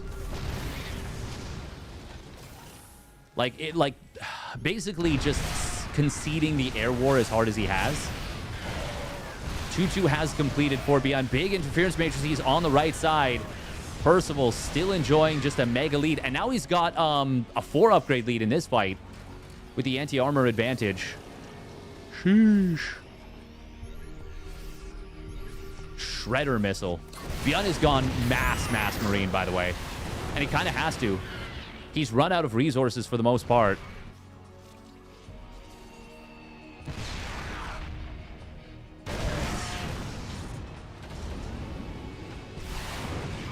Oh. What is Percival? He just killed one of his own Vikings? Is he trying to make Liberators? Wow, that's a lot of tanks sieging up here. Percival going to be able to win this tank duel with the help of that Raven. I mean, the Raven is... It's such an insanely powerful tool in TBT. Percival just a small little distractic with that drop. ByuN going to try and come in. This is a pretty tight choke for the number of tanks he wants to run at. And he knows how this is going to end. And it's only one way. Percival slaughters the army of ByuN. So many Marines dying. 72 Marines on this battle report. Now the rest of the tanks of ByuN in the backfield get switched off. Percival will slaughter those as well. And he is going to take an insurmountable lead at this point. I mean, he's been flirting with victory for a while, but now he's finally going to tie the knot. ByuN will have no choice but to yell, "We were on a break!" and tap out. I think I definitely just like crossed up my friends' references. I was thinking of the moment where Ross shows up at the altar and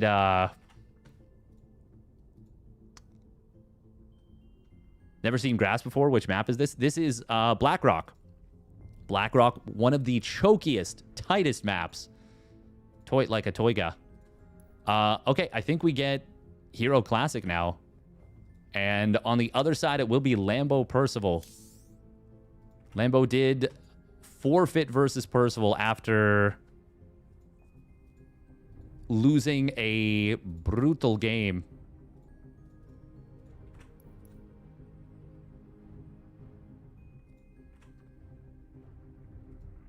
All right, we got to run a couple minutes of ads.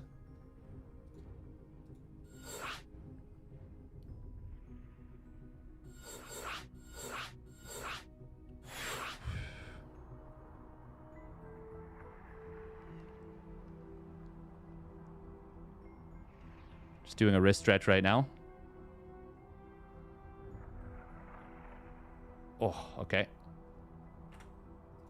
Let's update the title. herO versus Classic. Yeah, I will agree with Pig's sentiment of we don't really know what the balance is necessarily if Protoss players don't adjust or don't try to adjust. But I also understand the argument of like you're asking them to relearn everything.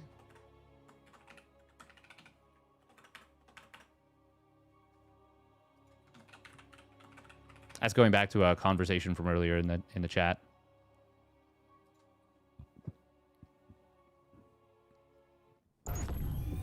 The turret does not get upgrades. It does not get benefits. It actually, technically speaking, the auto turret gets weaker and weaker as the game goes on, because all the units that it would be used against get upgrades, and it does not scale. But because you have so many Ravens in the late game, it seems stronger because you're able to drop so many. And it is obviously just a very, very useful unit or ability. All right, here we go. Spawning up the top left, it is Classic in the blue. And his opponent spawning down to the bottom right. It's herO for T1. He's back, baby. In the red.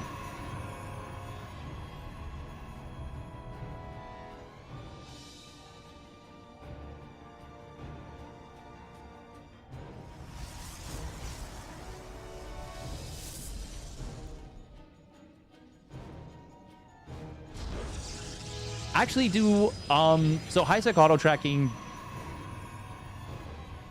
do they benefit from building armor? Game paused. I remember they used to. It used to benefit. Okay, yeah, they got removed for some reason. Mostly because it was just obnoxious, I think. But that was, I think that was at a time where it was, like, much, much worse to deal with Mass Raven. Like, Mass Raven was just much more suffocating.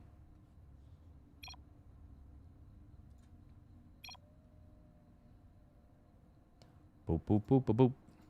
Boop, boop, boop, boop, boop. But yeah, more than anything, I feel like Protoss is Game resumed. struggling. It's just tough. It's just tough to beat Protoss on the new patch.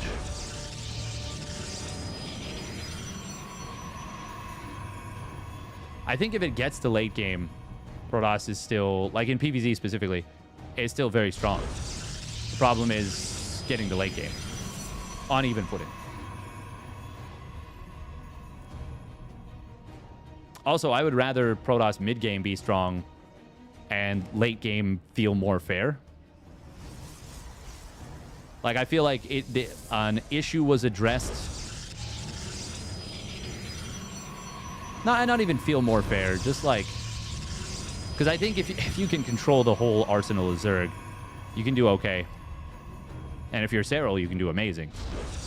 You can lose one best of 7 PvZ offline in like 6 years.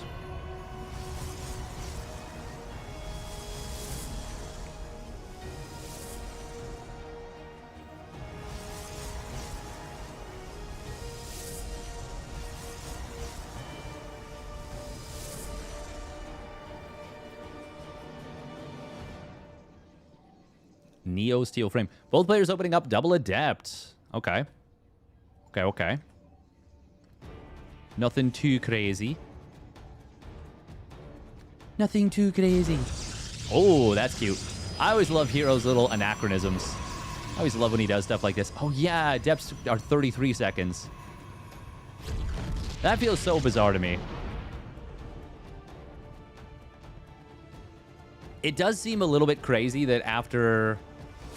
like that the Adept was nerfed. Nice little move from herO. He recognizes, oh yeah, you've trapped yourself. I can just send these Adepts forward. Cancels his second set of Adepts and goes for the Stargate. Very cute little move. Oh. herO will have to be careful. He drops a Nexus, starts a Sentry. Uh-oh. Uh-oh, herO, no! Okay, he's going to recall. That's absolutely the right call.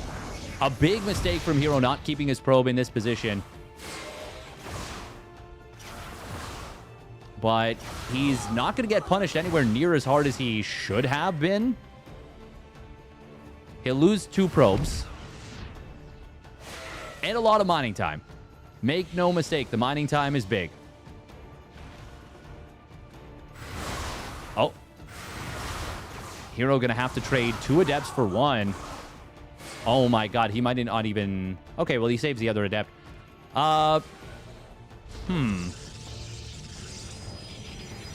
Classic did see the Stargate. Wonder if he clicked it. Seems like it.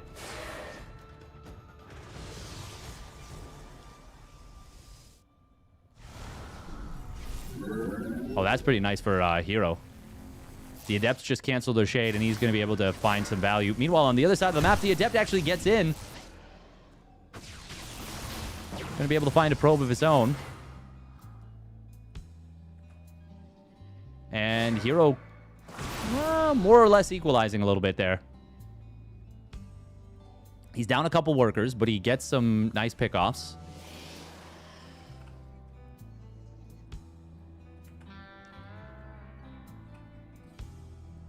Big thing, Classic has the much faster blink.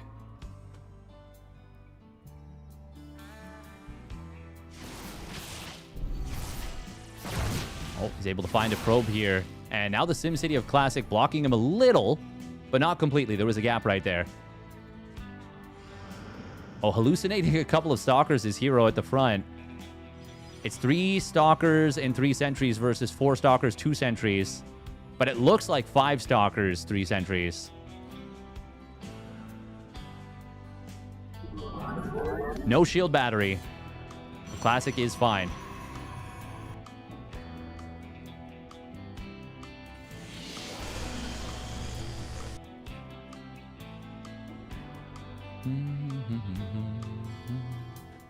And herO not walling off properly. I mean, in this case, he walled off fine. He just didn't leave a probe there.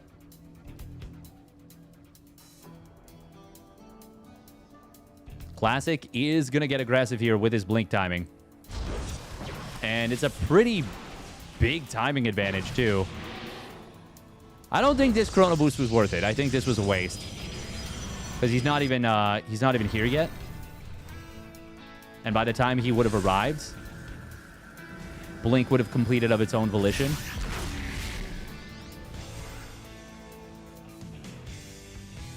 Shield battery being added defensively for herO. He needs to buy a lot of time. He's almost a minute away from blink. Oh, well, that was a little bit awkward for Classic. He just ended up taking a bunch of damage on a Stalker and didn't really do anything. Oh, good force fields from herO. He traps one sentry. The other one does walk away.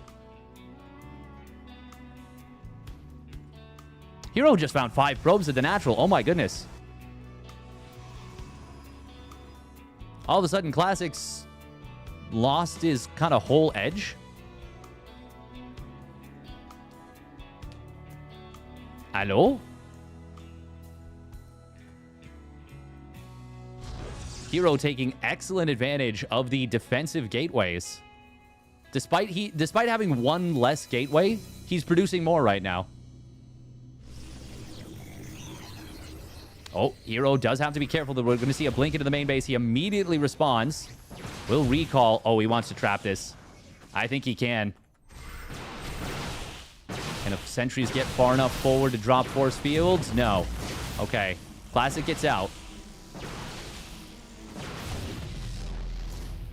herO over-recalled. If he recalled just a couple less Stalkers, like 4 or 5 less Stalkers, he kills, I think, every single one of these Stalkers.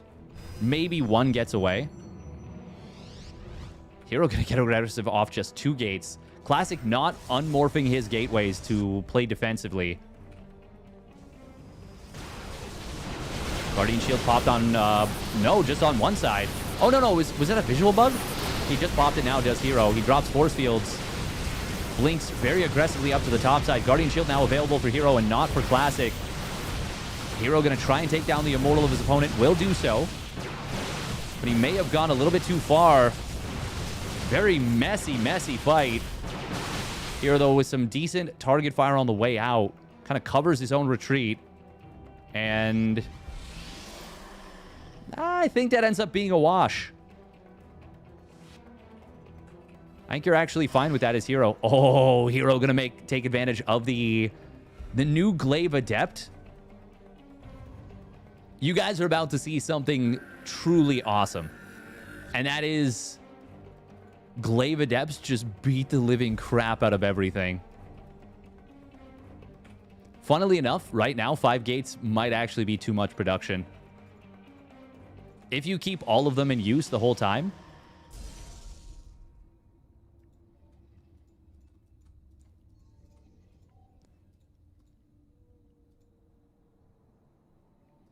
but it's pretty close. Classic going to try and use an observer to blink into the main. Oh, but herO spotted it. Yo, Eagle Eye. Eagle Eye over here. That was freaking sick.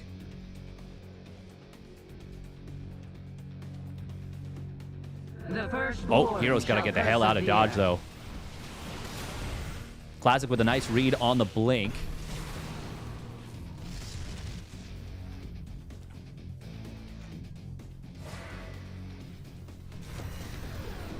Yeah, Resonating Glaives. The upgrades scale much better on the Adepts than before. They actually kind of beat Stalkers. It's crazy. herO does have an upgrade advantage as well, which is really, really nice. Oh, he's posturing with the Adepts on the right. Classic has not taken advantage of this gateway in a while. herO also on 4 bases before his opponent, and he's going to be able to cancel that 4th base of Classic while he's quad pumping probes at home. Resonating Glaive Adepts, they're just going to force Classic to either A, stay at home, or B, commit to a counterattack that is so insanely committed.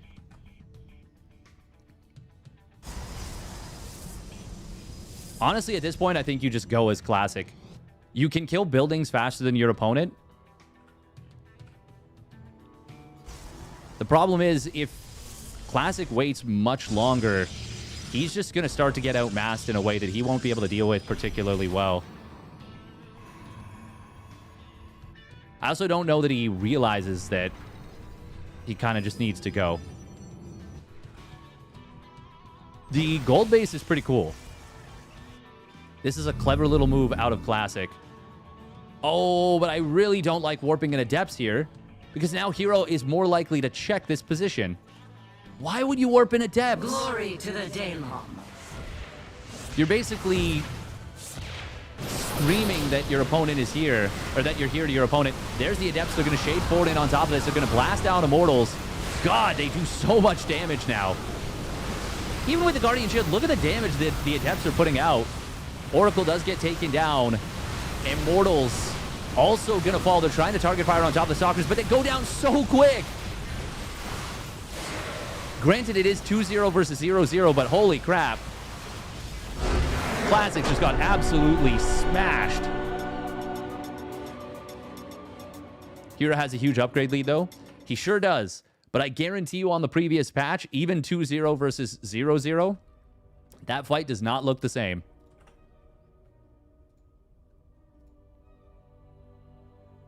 Exactly. It's the scaling of the upgrades on the Adepts that really makes the big difference there. Like, okay, I want to see if I can figure out how much more damage they're actually doing, because it's a lot.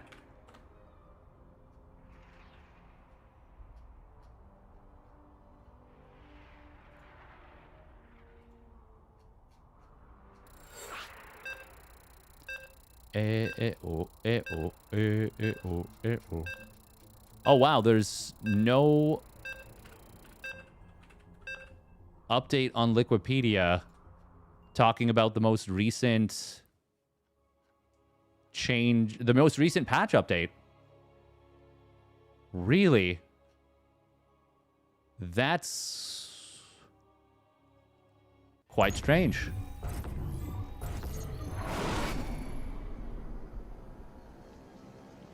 Like, the numbers have been changed, but...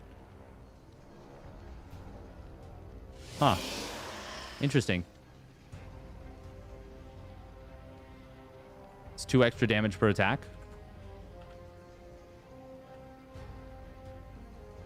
I mean, Glaive Adepts were already close.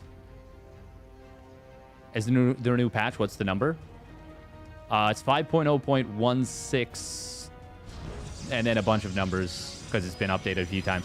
Spawning down in the bottom left, it is Classic. In the blue. And his opponent spawning up the top right for a T1, it is herO. In the red.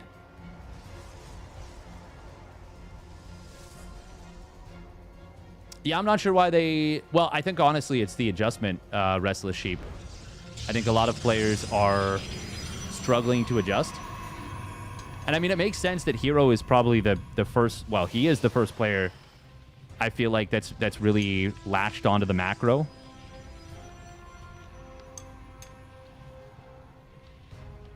.0.16b. True.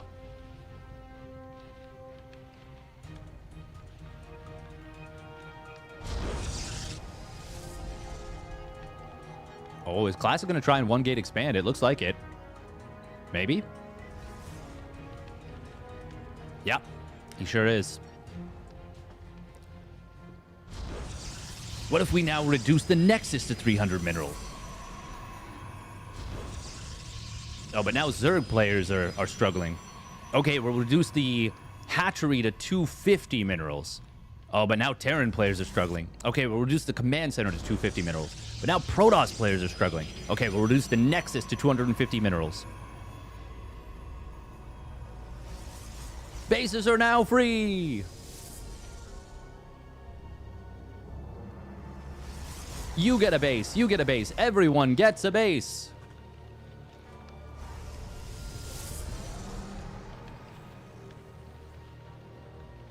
It's a race to the bottom, folks. 2 Stalkers start up here.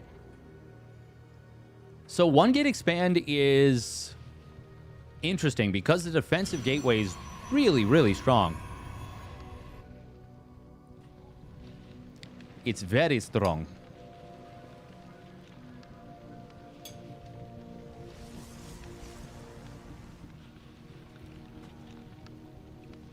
herO did not scout.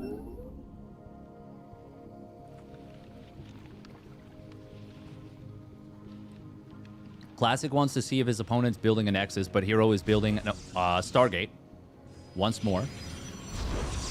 Classic will not get in. herO bars the gates.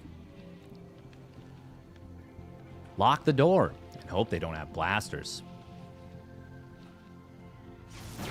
Oh, Sentry in some trouble.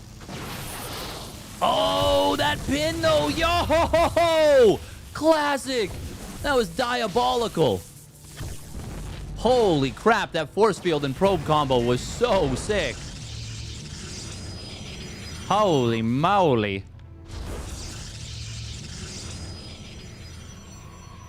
Did Steadfast finish XCOM 2? Not yet. Not yet. Workers now cost 200 each. Oh my god. Oh, double adept. Oh my god, it actually got in. We're going to play some more XCOM 2 for a little bit today after the stream finishes. Oh, herO could find another probe perhaps at the natural. No, he elects to keep running. Classic dropped the pylon, but herO's taking a base in another location. Cancels the adept. He's not going to go into the main. Oh. This probe. Derping a little bit there and actually blocked ultimately. Oh, he could have gone into the main.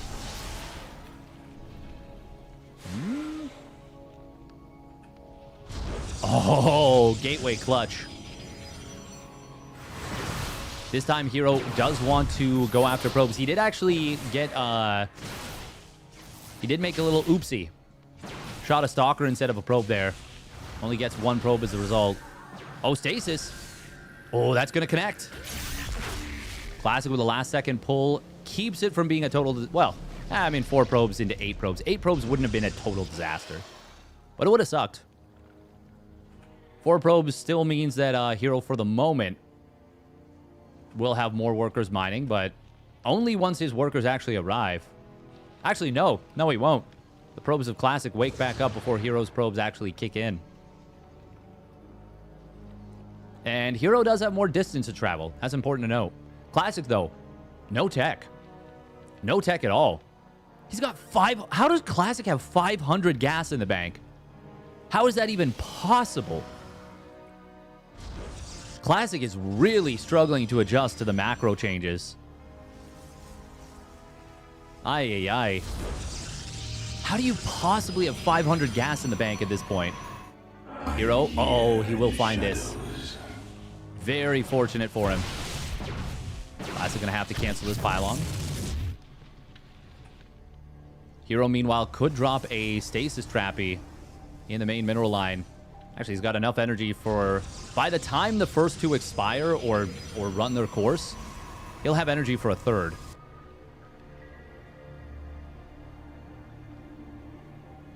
Classic finally spending some of his gas, but even at this point, even 300 gas right now is a fair amount to have for this level of play.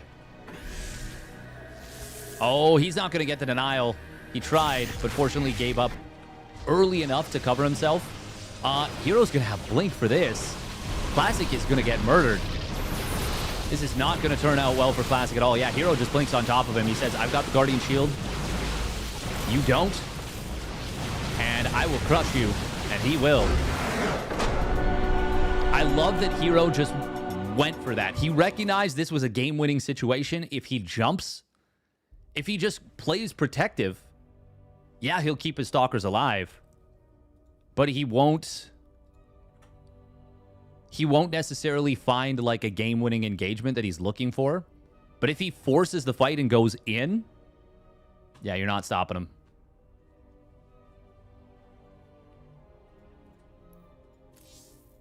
All right, next up is Percival versus Lambo.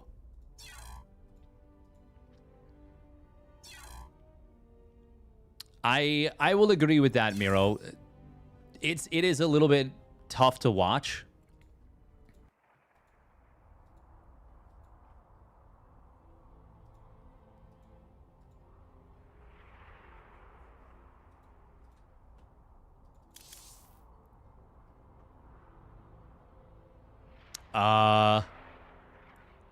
Did Lambo and Percival start their match?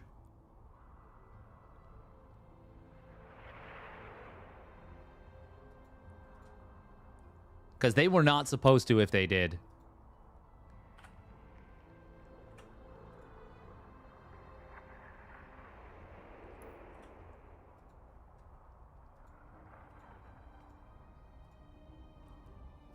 They definitely weren't supposed to if they did.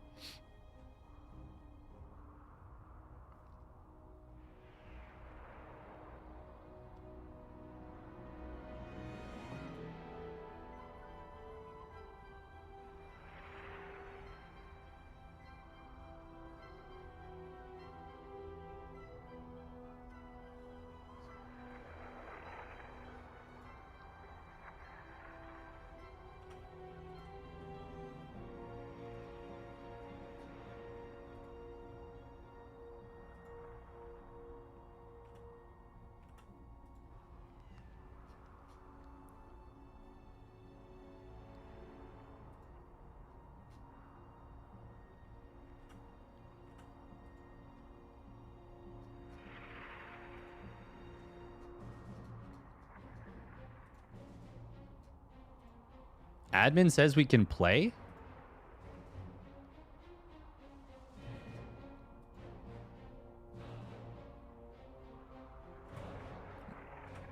Bizarre. That they never let them do that.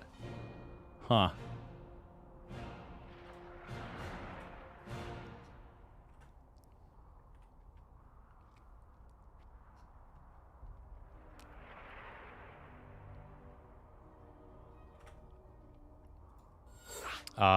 All right, Percival is up 1-0 in the series. What happened? Did you watch House of Dragons Season 3? No, I've been wanting to... Is it worth watching? I was planning to check it out. I am so surprised that they let them play. It's worth it? All right, all right. We'll check it out.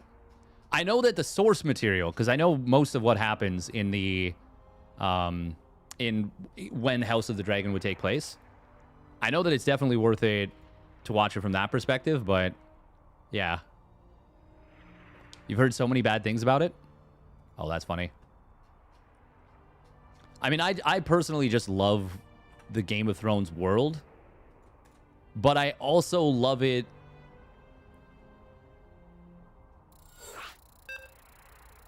You've also heard a couple good things? Okay. From what I heard from critics is that it starts out very strong in the season and then kind of falls off.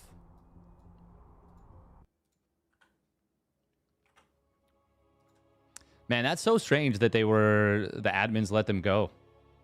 That's like, yeah, that's very surprising to me. Kung Fu Cup, like, they never let the players go. Unless there's like another tournament happening, like same time. You watched second season? I did watch the second season. It was very clear that they messed up and that they that it was supposed to be 2 episodes longer, and then they just like kind of found out like, oh, we actually don't have the budget to do that. Yes, the end of season, the start of season 3 should have been the end of season 2. Yeah. No, it literally was supposed to. It was supposed to be 2 more episodes. Like, that was the design, at least, I think, from a storyboard perspective, and definitely, like, if you watch the end of Season 2, it feels like it just ends without anything happening. All right, here we go. Spawning down on the bottom left, it's Lambo for the Shopify Rebellion. And his opponent spawning up the top right, it's Kirktown's Percival. In the blue. Yeah, if I'd known that, that the second semifinal was allowed to run, I might have just covered that. You could apply this 1-to-1 to regular season 7 and 8 of Game of Thrones. I mean, Game of Thrones, though, was like season 7 and season 8 should have been 5 seasons or more. And they could have been. They could have been. But it's genuinely actually crazy that the creators of Game of Thrones, like the showrunners, that they were able to basically go as far as they did without anyone noticing that they, like, didn't really know what they were doing. It just goes to show how good the source material of Game of Thrones was, such that it was able to carry them all the way through without them losing their jobs. Apparently, A Knight of the Seven Kingdoms is magnificent. And, well, part of the reason for that, I haven't seen it yet, but I am going to watch it, and I do know the tale of Dunk and Egg. Part of the reason why it's so good is that the source material is super, super freaking cool. And it feels like it's earned having a character like Dunk, because we see how much of a piece of shit everyone else is in Game of Thrones. Oh, this Reaper might just get a kill. That's big. That's a really nice start. And that's ping advantage to Lambo, too. So that extra hurts. But even with ping advantage, it is tough to get the timing and save the early unit.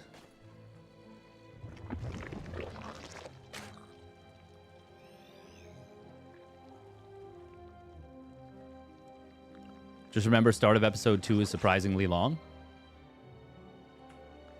For A Knight of the Seven Kingdoms.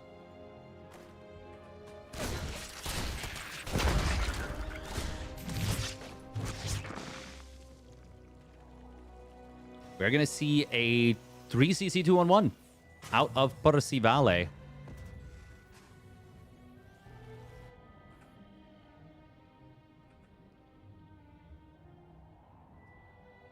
Yeah, exactly, Miro. Exactly. Season 8 of Game of Thrones was a dumpster fire. Honestly, at least dumpster fires provide warmth. I don't think you can give that much credit to Season 8 of Game of Thrones. Like, at least dumpster fires, you're getting rid of garbage. You're creating something of warmth. And I don't know, maybe the fumes, the chemicals will make people feel alive.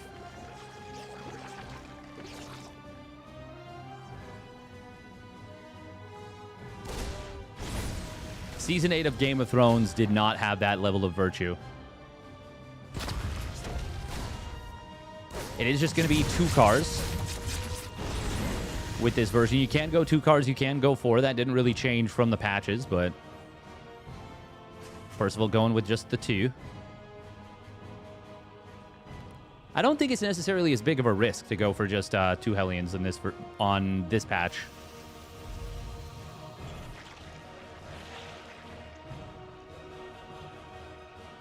Pitch Meeting did some great sketches on Game of Thrones.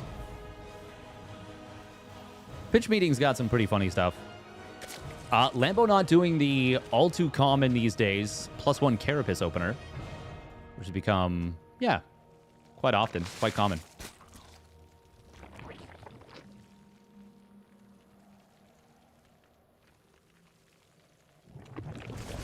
Attacking the guy who is literally called Lambo with cheap cars as a thing of his own. That's pretty funny. That's neat. That's cute. Oh, looks like Lambo did start some spores, but canceled them as he realized he doesn't need them. Gonna be a quick Baneling nest after the lair. Well, I wouldn't say quick. It's not even timed for Bane speed. Bane speedily do. Speederino. How many Marines is this? 14? Yeah, 14 Marines. Percival fires up his 1-1 earlier than Lambo.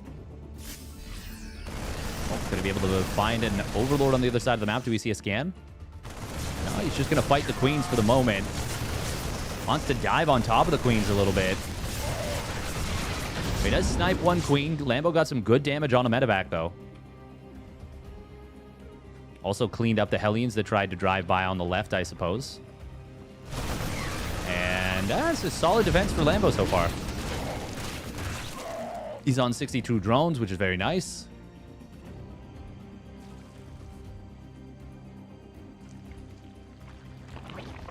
Second Evo. Ready to go. Oh, this Creep Tumor does actually spot the drop, which is pretty nice. Oh, the medevacs will get targeted, and he gets a kill and saves the Queen. God save the Queen. On the margins, but Lambo gets a good one. He does need to start... Yeah, there we go. His upgrades. The +1 melee, very, very late, unfortunately. Lambo actually with a decent bit of gas in the bank for the moment. Bane speed is going to complete in a moment. Good Queen micro initially. But he does lose one of them and won't be able to kill the medevac. There's just not enough DPS. Not enough deeps. But not bad creep spread so far. Pretty good. Pretty nice. Starting to potentially be able to link up hands, these 2 creeps paths. Percival, though, going to do everything he can to discourage and diminish that. Oh, if we can get both these tumors, that's big. Lambo's not able to protect them.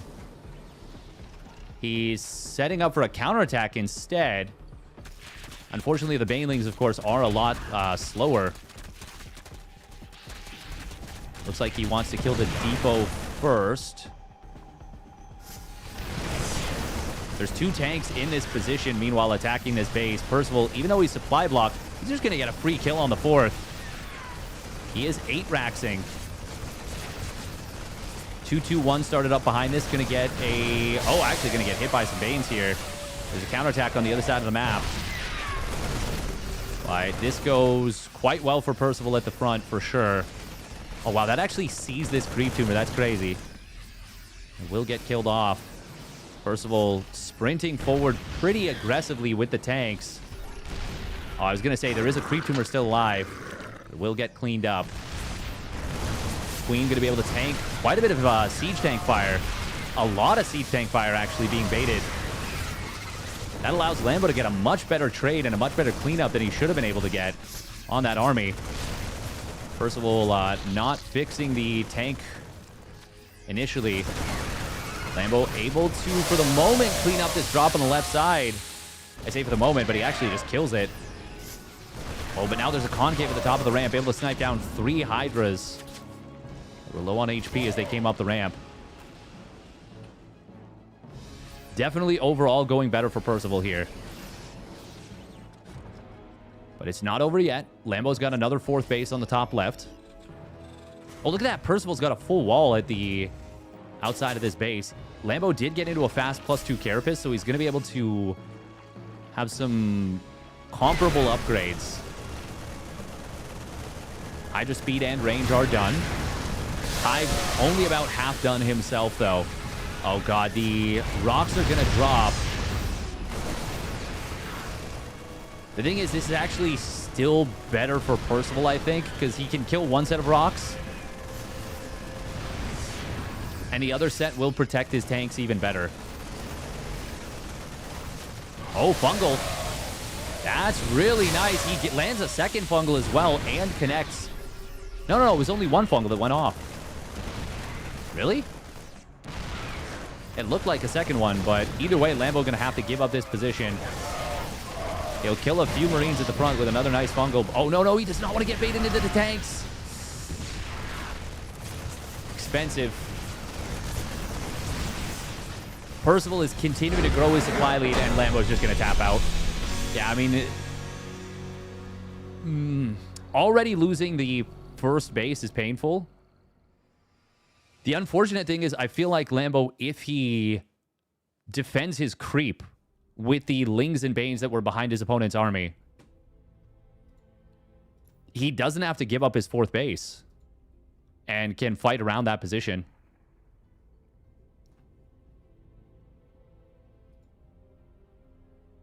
Been here lots of times. You keep the Zerg on 3 bases, then they tech up and win the game. I feel like that's pretty uncommon at this level. Just because they're the...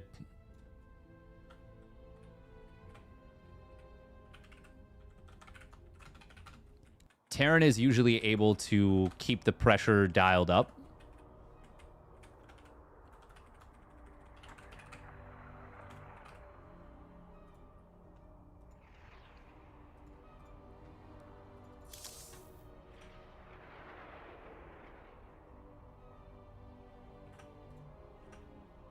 All right, 3 minutes of ads real quick.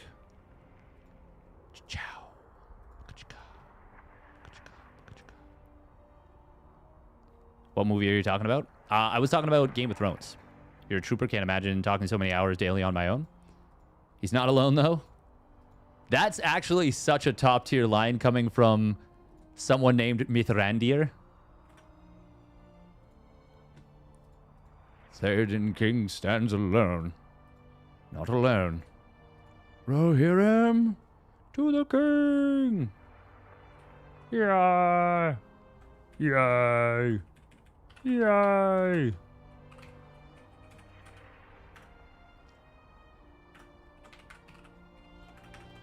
We'll put...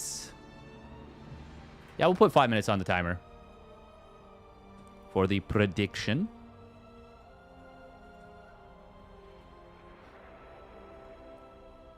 I actually... So this is rare for me, and I actually thought I was enjoying Rings of Power. But I actually still haven't finished. So usually when I start watching a show, I'll, at minimum, finish the season. And especially when I tend to get, like, kind of invested in the... I guess the lore. I'm like, okay, yeah. We...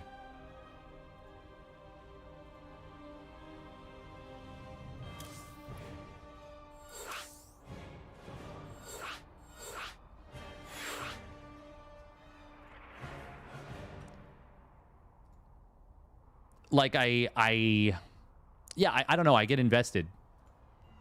But...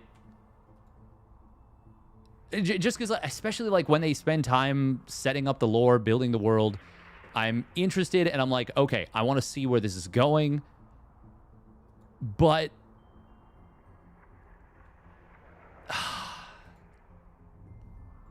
they just missed so bad with Rings of Power. They just missed the mark by so much. And I don't understand how. You gave up in the second season. I think I did too, I'm not even sure how far I got in. I don't...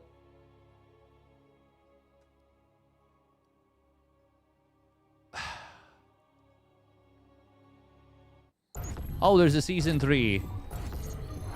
Did it already come out? No, Season 3 is coming out in November of this year.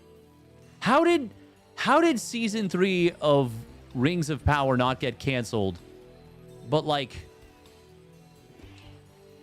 other shows get canceled? Like, I'm not going to pretend that The Acolyte was, like, a masterpiece by any means. But it was, like... it was worth investigating into a Season 2, I think. Especially given what was lurking on the horizon. All right, let's talk about the game a little bit, because we've got something cooking right away. Spawning down on the bottom right, it is Percival. And his opponent spawning up the top left. Yeah, that's right, he's in the top left, but he's got something in the very middle. It's T1's herO in the red, and he is proximity gating. Oh, and look at this. He's going to make it look like he's coming from a normal angle, when the reality is there's no opponent up here. And also, he came from the middle. He came from behind. I think they had contract that they must do 3 seasons. Yeah, but you can void those contracts. Like, a lot of teams in, for example, esports will have contracts with players. And then they'll be like, okay, well, we're done with you, so yeah, we're ending it. Reaper will scout it. If he makes a Reaper and goes across the map, but you can't spawn top right. Despite that, Percival's actually... he's rallied to a proxy location, but for like a proxy Stargate. herO did proxy Stargate in this position not long ago. Marine Reactor with a low ground CC off a 1-Rax expand. This is not good for Percival. Oh boy, howdy, is this ever not good for Percival. Cybercore means that there's not a whole lot of point in chronoing this Zealot. You're just going to chrono into a supply block anyways. Oh, Marine will chase down this probe that was building a proxy pylon. It actually won't kill it. And Zealot, gets a kill on the SCV. It was bait. It was bait, and it was a great bait, mate. I think Percival just has to cancel the command center. I think just straight up he does. Oh, nice little swipe at the Marine on the way through. He's actually trying to save it. That's insane. He's building a 3rd CC. herO is proxy roboing. Percival is unbelievably dead, I think. Good job not getting baited in. Look at this. The probe is actually going to get the kill, potentially. No, the Stalker stole it. Yeah, Percival's... He's so dead. He literally can't even fight one Stalker right now. Obviously, he can pull SCVs and push it away. Glory to the day. And that's what he's going to go for, but the Zealots just pull back, cover the Stalker, as it pulls back as well. And it's going to be an Adept joining up. There's going to be an Immortal on the field soon. Percival does snipe down one of the Zealots. Second one will fall as well. He's actually going to kill the Adept. He gets enough Marines to momentarily push this back. Can he actually get the command center finish? That would be crazy. The Immortal, did he not have a chrono boost for it? I guess he chronoed the gateway unit instead. If Percival actually holds this and, like, manages to do okay in this game, I will be flummoxed. I think building the Adept might have just been an oopsie.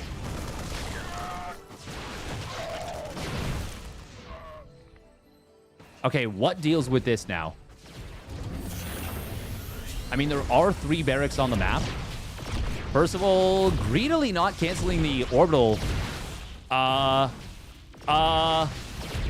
He's taking so much damage. Okay, there's only 2 Stalkers. But now the War Prism shows up. Immortal will have its barrier triggered. Nice force field. Oh, that traps 3 Marines on the right. Yeah, this game is over. Percival. The crazy thing is if it wasn't a proxy, he actually is okay. But, yeah. Yeah. I'm honestly impressed that Percival was able to trick me into thinking that he might be okay. He never was.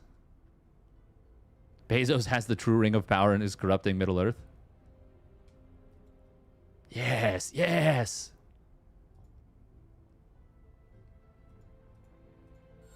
You can't hold it with a fast third. You certainly cannot. You certainly cannot. Percival might just be saying, I need a crazy advantage to beat herO.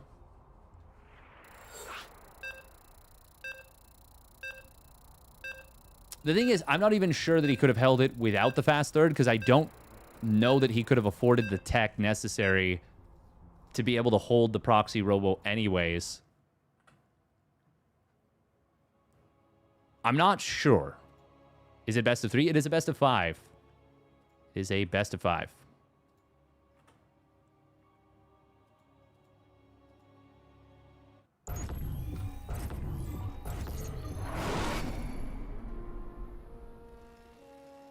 All right, here we go. Spawning up at the top left, it is Percival.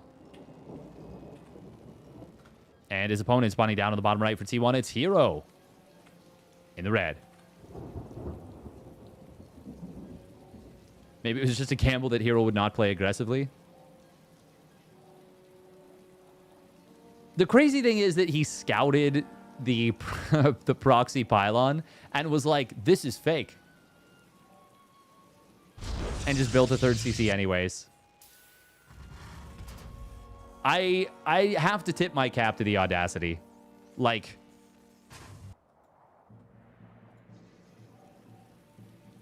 that's just... That's incredible behavior.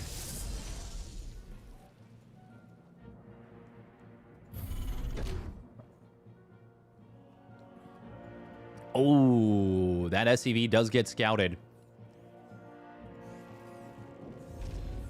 Now, will herO do anything funky about it? It's obviously an engineering bay block. Did herO notice it, though? If he did, he'd be sending a probe, like, very, very soon. Okay, he starts the second pylon in the main.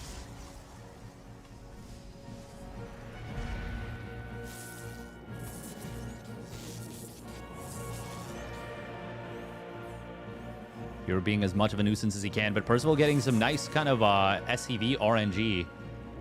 SCVD RNG. It's what you do to me. Poo poo poo poo poo poo pee. You remember that song?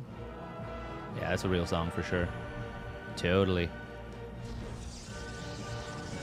It feels like the second gas is late, but I think that's just a... That's just how this kind of is on these patches.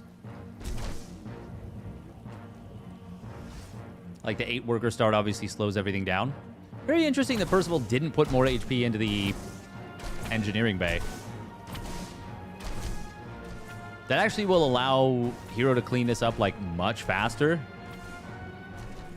Normally you can get it to like 99%, you know? God, it gains HP so quick relative to the build time though. Oh, I like that he keeps the probe hidden. Keep it secret. Keep it safe. There's a Reaper. Oh, Pylon will see it. Stalker is close enough to in position, but unfortunately he does still lose a probe. Does he kill the Reaper, though? I think so. The double jump cliff is too much. Percival was a little late pulling back. And now... Ah, no, he's got a high ground command center. He's fine. Builds a bunker, though. Percival doesn't scout if there's a Nexus, which is actually really bad considering how the previous game went. And that might be why he builds a bunker this game. It is a Stargate after Sentry Stalker, by the way, which is really interesting. herO not going to... Okay, he will, actually. Oh, my God. He's going to go fake Oracle into real Oracle. Yo, he baited him! No! Percival got baited! No, he got baited so hard. Oh, bum bum ba-dum. Boo. Sad Price is Right noises. He's gonna go Phoenix. Oh my God. He actually got baited so hard. And he even gets to see that it is, in fact, a Cyclone. That'll let him know, maybe we need to back away a little bit. Oh, with the Phoenix, he's going to be able to lift the Cyclone. Ay, ay, ay, ay, ay. And now Sentry and 2 Stalkers going to snipe it down. Is Percival dead? He is. He's got nothing. He salvaged the bunker. Oh, no. Percy, no, no, no, no, no. He's got, like, no way to survive right now. 4 Marines, 4 SCVs, and a medevac.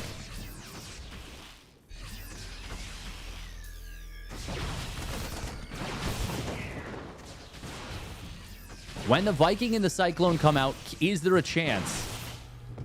There's already 3 Phoenixes here. It'll lift up a couple Marines. It's good micro from Percival. He's controlling this quite well to not get fully swarmed, but the Guardian Shield, very, very handy. Viking will get taken out. Phoenix kept alive for a while. He kills the medevac with the Cyclone inside. That's GG. Oh, my God. Oh, look at that. You've successfully trapped a Stalker. It's actually just able to chill here. And the SCV pool can't do anything against it either. Has to be Marines. He's going to kill the depot anyways and break in. Oh, can you mass repair this Viking? Nope. Not with 4 Phoenixes shooting it. GG. Wow. 5 minutes, 6 minutes. We are not lasting long in these games.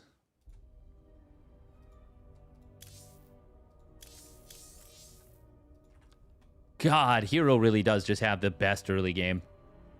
Just brutal.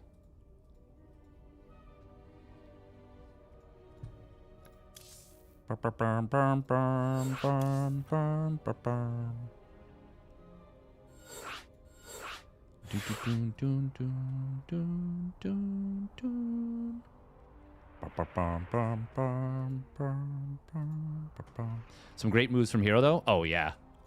TVP still rough. I think TVP against herO is always going to be rough. Like, it's just tough, man. It's just tough to play against. herO is just such a menace in this matchup. Menace 1-5. Yeah, against herO, just play better. Just don't die.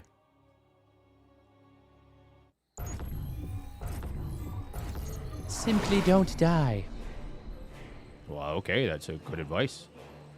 Yes, I agree. Live harder and better. Live more. Be more alive at this stage of the game than before. All right, then. All right, here we go. Spawning down on the bottom left, it is Percival in the blue. And his opponent spawning down on the bottom right. For T1, it's herO in the red.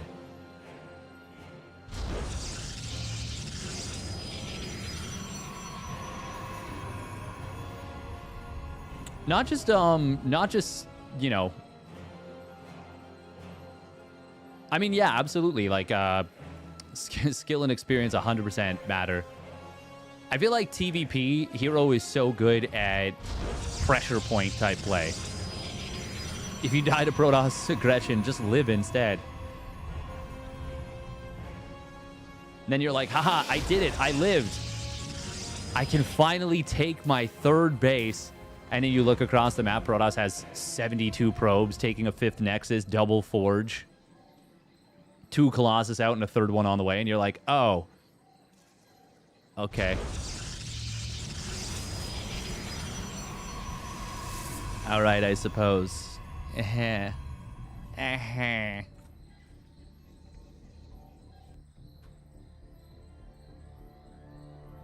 it's just, I just love watching herO play. I just love watching herO play. It feels like he's very, very good at recognizing opportunities.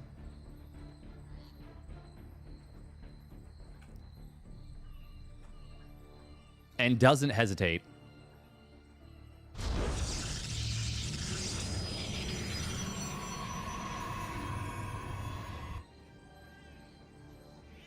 Oh, it's another...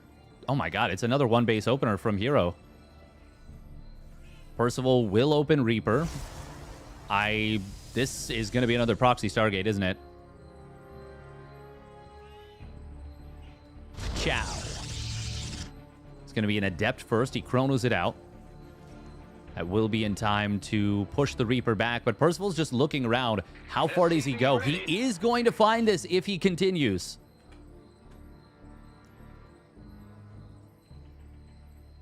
Oh, that's funny. It actually takes a quicker route through his own main base. Percival is opening up double gas. You cancel the Hellion and start a Cyclone, sure? Yeah? Base is under right? attack. No? I don't think you can deny this, can you? The Healing Shrine might make this weird. Oh, probe at the natural just being a nuisance. Adept shows up. Oh my god, if he kills this, that's so big. Huh. Oh, can he get to the Healing Shrine in time? I don't... Oh, it's close. He does. 1 healing. Wow. The regeneration plus the Healing Shrine were just enough to not matter anyways as he loses the Reaper to the 2nd Adept. It's the hope that kills you. It's the hope that kills you. In this case, it was an Adept also that killed him. Ooh, nice Hellion micro. Gonna be able to find a 2nd. He can get a 3rd probe. He does. All right. 4 probes in total, but Proxy Oracle on the other side of the map will find... he's gonna get 5 SCVs. Does lose the Oracle, of course. There is a Cyclone out. Wasn't out immediately. So it just goes to show you should commit to your game plan, because if I'm at the helm, I'm canceling that Hellion, and the Hellion is actually what got 3 of the 4 probe kills. Now, he's also losing less SCVs because the Cyclone's out in time. Oh, no, he's moving out. He's assuming herO wouldn't build a 2nd Cyclone, or a 2nd Oracle. Well, he does have his own 2nd Cyclone at home. Oh, okay. No, this is fine. This is fine. Now, the Adepts might be a little bit of a problem. They will be a little bit of a problem. Oh, can he save the SCV? Huh, he sure can. That's cute. Percival just builds a depot now over here. Oh. Oh, Percival, no, he boosted, so he actually moves out of position. herO just going to sacrifice the Oracle. It's another 4 SCVs, but was that worth it? Not really.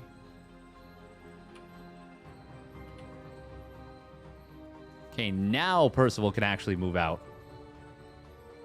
And at that point, that's when the 3 Adepts move in. Oh my god. Playing against herO is pure torture.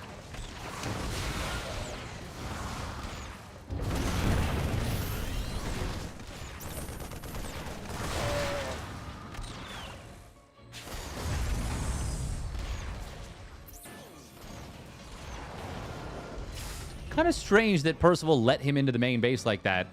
It lets herO know that there's no Raven, or more importantly, Cloak Banshee in production. And that means herO does not need to build a Robo Bay or a Robo Facility or anything like that. Probe somehow survived the lock-on, by the way.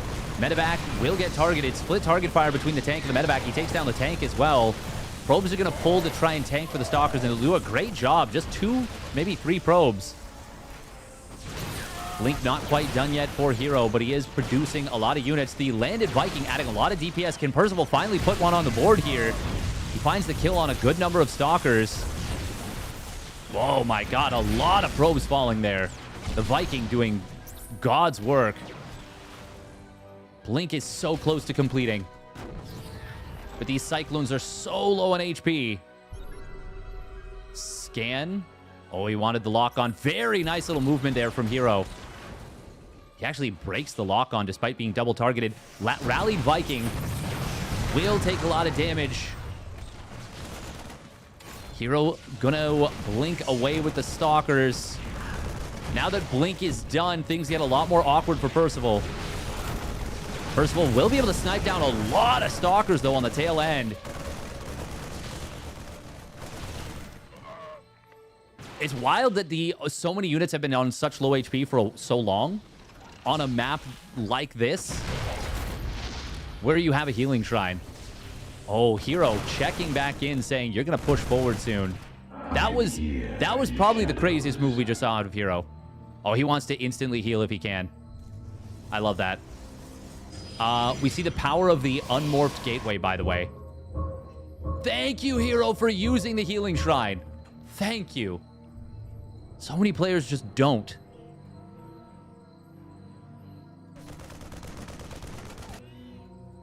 Between the shields and the healing shrine, one of these Stalkers regained like 130 HP in the last 30 seconds.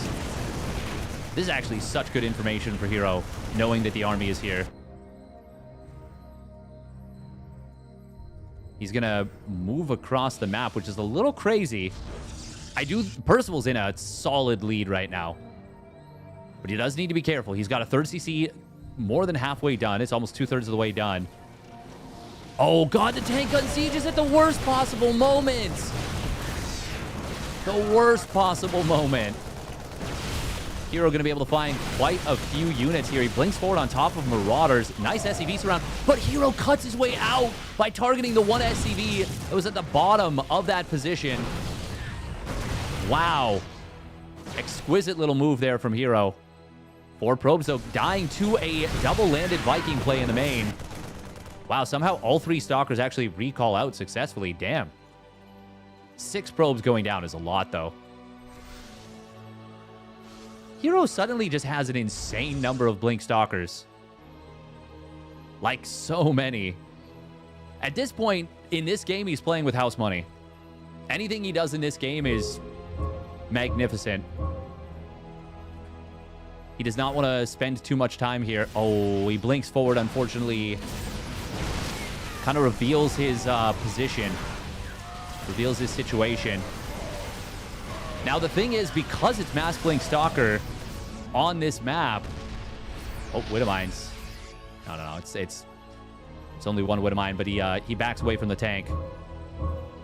God, I love so much that herO is actually using this healing shrine. Patches should be smiling with glee. Oh, these 2 Widowmines, they needed to be burrowed. Instead, it's a blink forward on top of the tanks. One Medevac gonna fall. The other one falls as well. Another 2 do show up, though. And herO will get forced back. That was a blink he kind of had to make. But Percival had way too many units. And now this game is completely out of reach. For a second, herO was actually making me believe that he could do something there. And that's kind of the power of herO, isn't it? Percival with a triple mine drop to the right side. God, I just love so much that he's using this. I also love the sound of that. Research complete. The landed Viking provided so much value. But Widowmines, 2 of them actually do burrow. And they managed to kill 4 workers. herO should oh, well, he will kill it since Percival stopped moving that medevac. Unfortunate. Probe will spot the army. Storm is done. And there's a lot of Templar energy. Oh, he lands a pretty juicy storm. It's actually going to kill... Oh, it kills none of the mines, but it forces all three to unburrow. Now the second storm goes gangbusters. Oh my god, you can't do this to him, herO. That would be so mean. Recall is available. Oh. 8 HP on that medevac. 2 Marauders inside. Percival is so far ahead in supply, but he hasn't yet put the game fully on ice. Another mine drop coming in. Ooh, a nice little splitty against that one mine last second. Good job from herO. I mean, by all accounts, Percival has won this game. And yet, herO doesn't care what all accounts say. Is there, are there any ghosts on the field? No. There is a Ghost Academy done. How many barracks? 5 racks. 4th CC is done, landed, and turning into a planetary. That's a 5th CC. herO is on maximum copium, and yet...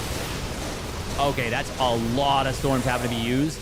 Almost all of them, and he doesn't even wipe out the army. Percival recognizing that herO wasn't immediately paying attention. And that will be, as maybe messy as that looked, that was a game-winning maneuver for Percival. herO now basically has nothing left. I mean, he is going into double robo, but not really going to matter. It's also 1-1 versus somehow herO got one +1 attack. Oh, that's actually... Well... Okay, there we go. There's Percival's army supply. Storm is available just now from this unit in the back, this High Templar. But it is not going to matter too much. Percival is chasing the army of herO hither and thither. But, I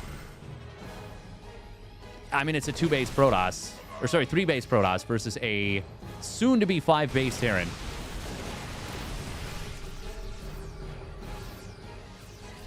Not to mention all of the other bonuses. 2-2 on the way now for Percival. herO will land a juicy storm. But not anywhere near juicy enough. Finally, Percival gets a snipe on a High Templar without anything interfering. Like, he actually just kills the Templar without total disaster. Takes a little while to convert his victory.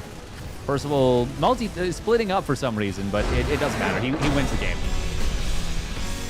And finally puts one on the board. No 3-0 in the finals. But even in victory, it feels like that one was, I mean, just hard fought.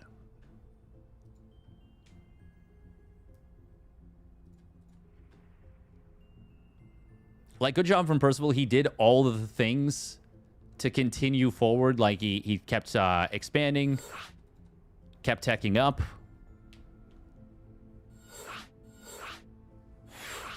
Never took a disastrous fight. It really feels like that one landed Viking at the natural that killed, like, what? 9 probes? Something like that?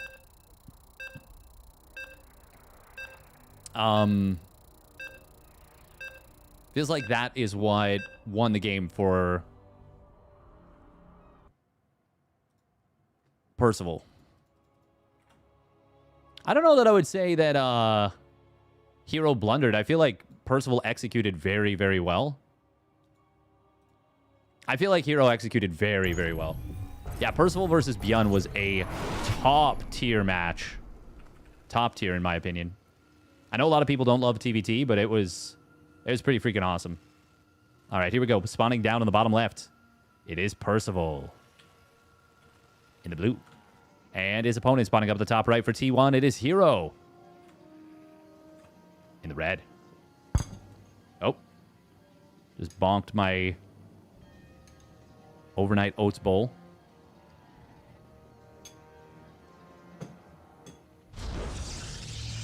Into the bottom of the microphone. Good stuff. Actually, my tummy's hurting a little.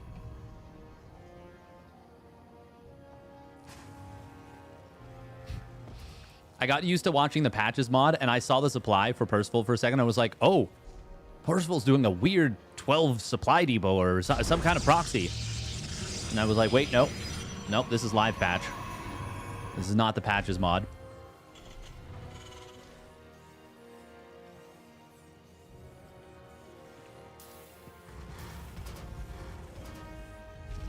Do robots stream of electric sheep?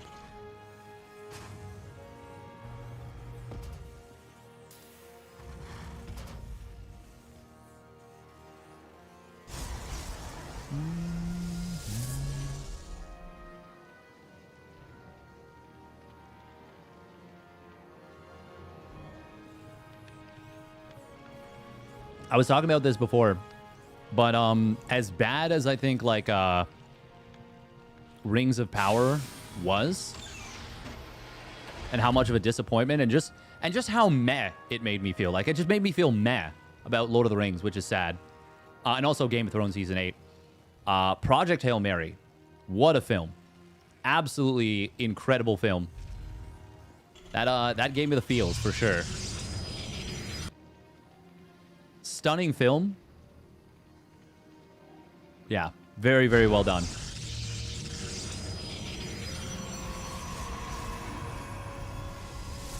Gut-wrenching at times, but in like a very, very good way. It is going to be a double gas opener out of Percival and a Reaper into Reactor.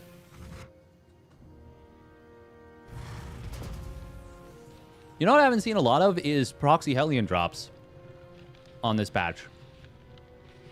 Never disrespecting a rock again. I know, right? Welcome, Dan Archon. Oh, oopsied himself with a grenade. But even if he got hit one more time, he wouldn't die. Hit me, baby, one more time. Blah. Read the book after watching the film. Book is good too. Apparently,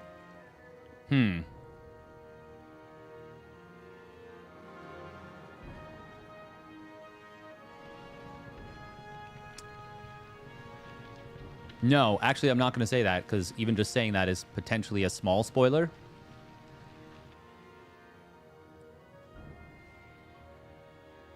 Is this SC2 balance? No mods. This is just the regular patch right now, yes. This is the regular live patch. But I wouldn't say it's balanced, no.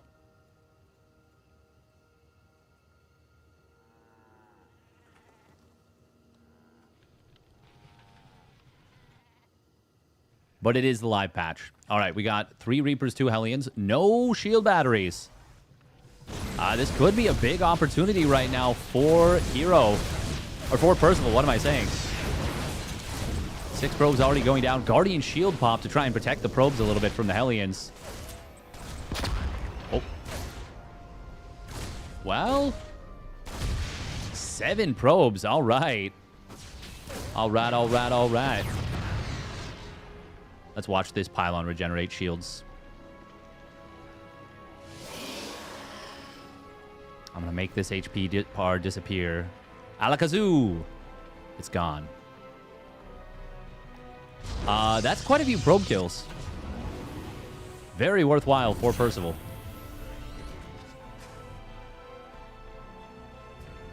Very interesting to see so many Stalkers made and a play into charge. herO is the only player that does this, but he does this relatively kind of often, actually.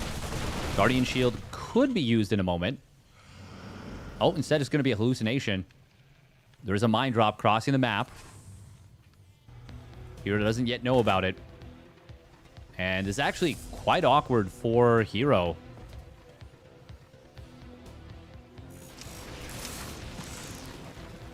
Oh, God, the probes. Oh, quad kill. All of a sudden, this is looking not so bad for Percival at all. And he even kills the sentry. Well, one of the 2 sentries, apparently. As this was going into the main.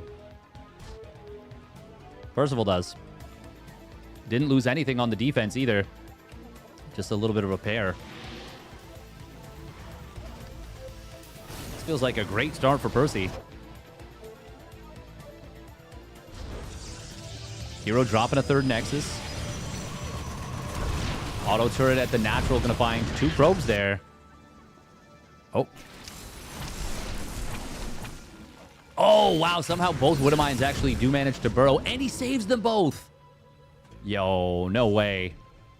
No way. Killed a Zealot and a mine. Or a Zealot and a probe with those 2 mines. Yeah, herO is just not in a comfy position at all. Gonna cut a probe for a moment. Actually gonna cut probes for a little while here.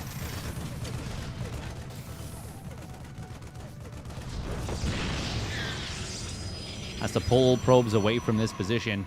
No blink on the way. herO prioritizing other things.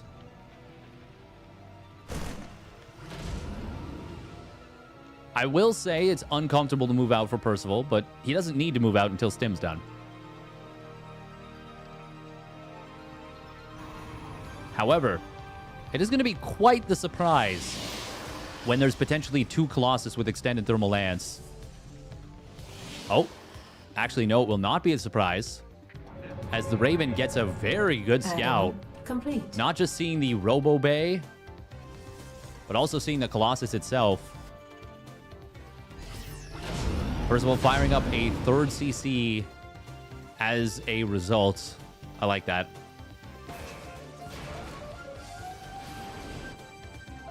But I think herO's anticipating that exact move and says, okay, well, we need to hard switch into eco.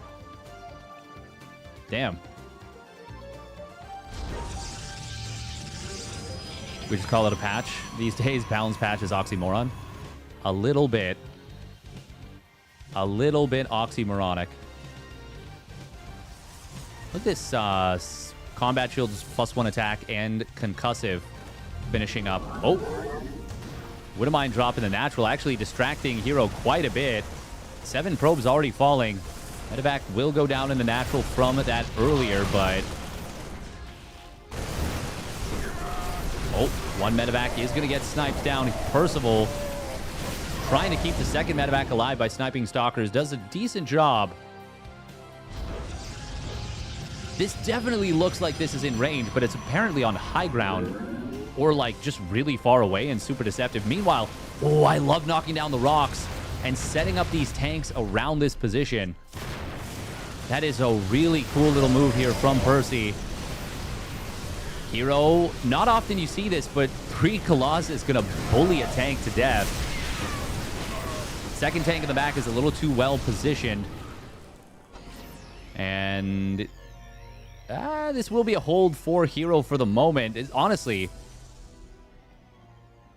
pretty nice.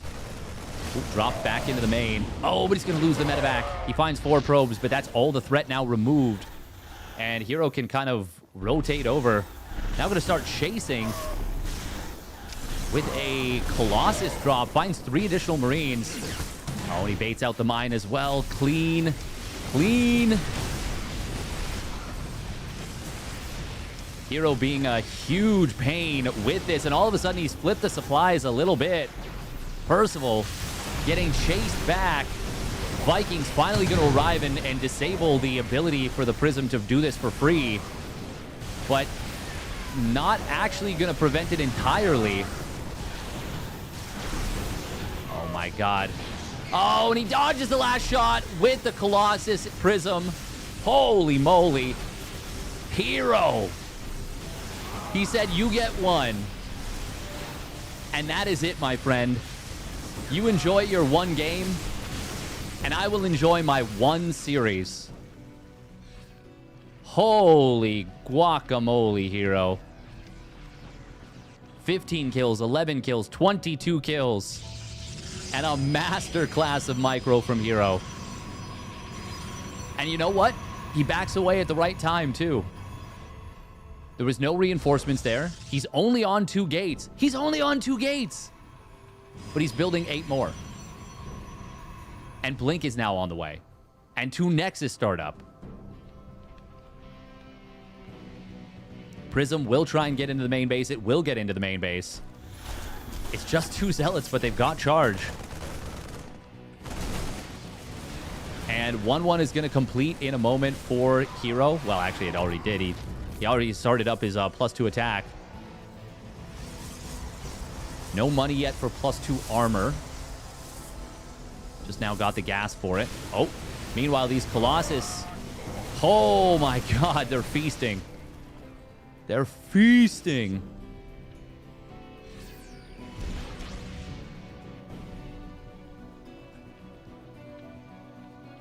God, herO, and he's going to complete both these next eye. And he's very quickly, very shortly, going to be on 5 bases. Immediately full saturated on 1. The other one even has a couple probes already at it. Finally, one of the Super Colossus goes down. There's finally enough Vikings to cause a ruckus. Where's the rest of herO's army? It's split in a very awkward way. A couple of Zealots do show up, though.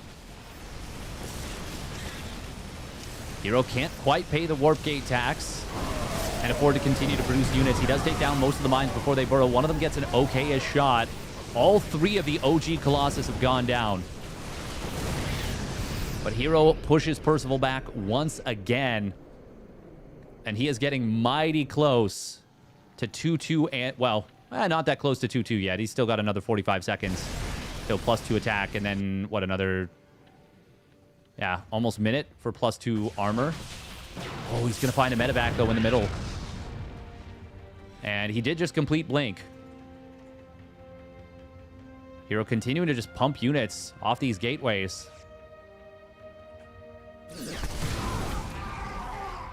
The decent Widowmine shot on the right side. herO sprucing up his probe count a little bit.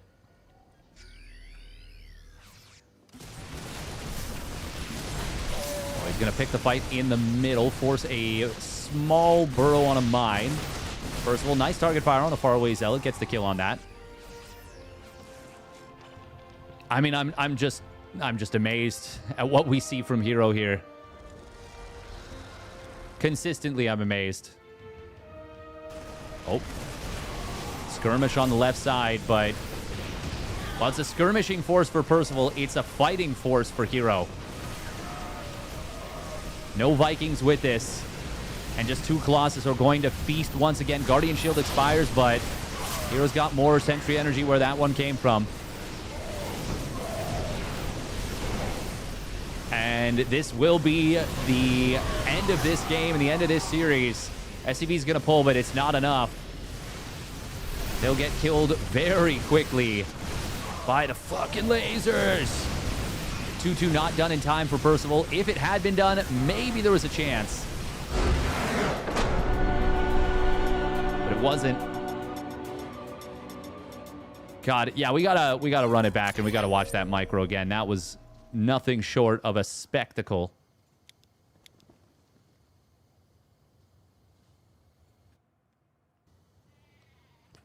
It's crazy because it feels like at a certain point, herO just decided that this game belonged to him. Right around this point. Oh.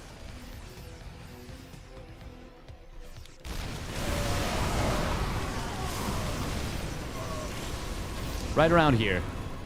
He says, all right, you've had your fun.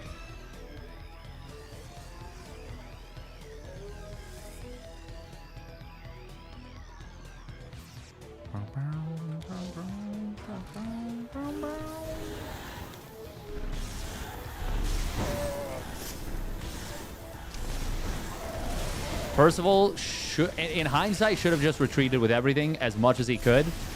But he tried to turn around and fight this, and I think that was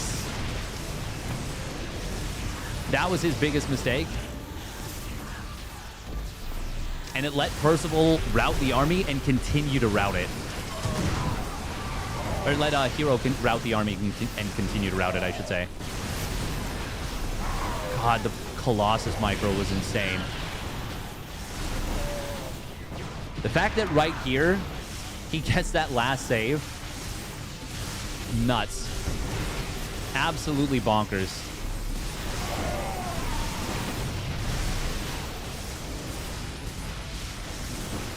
This has got to be the most tilting thing on the planet when your opponent does this kind of thing to you.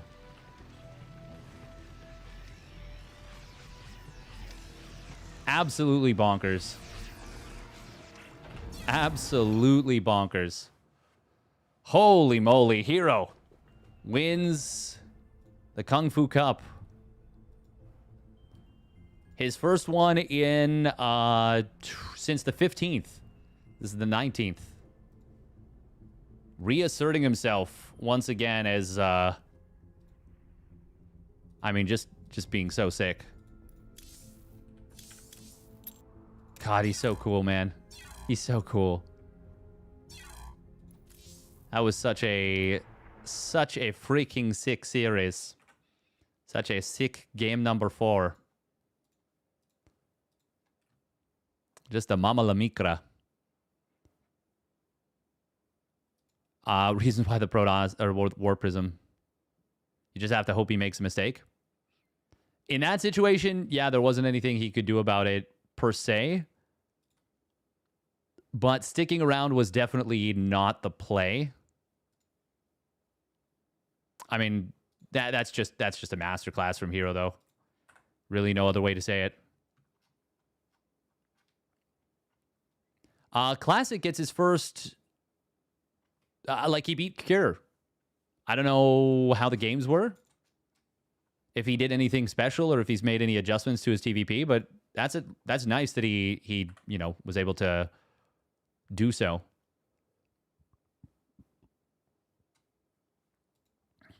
All right, we are going to call it for the YouTube stream for now.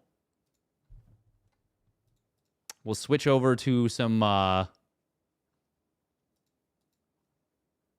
XCOM afterwards.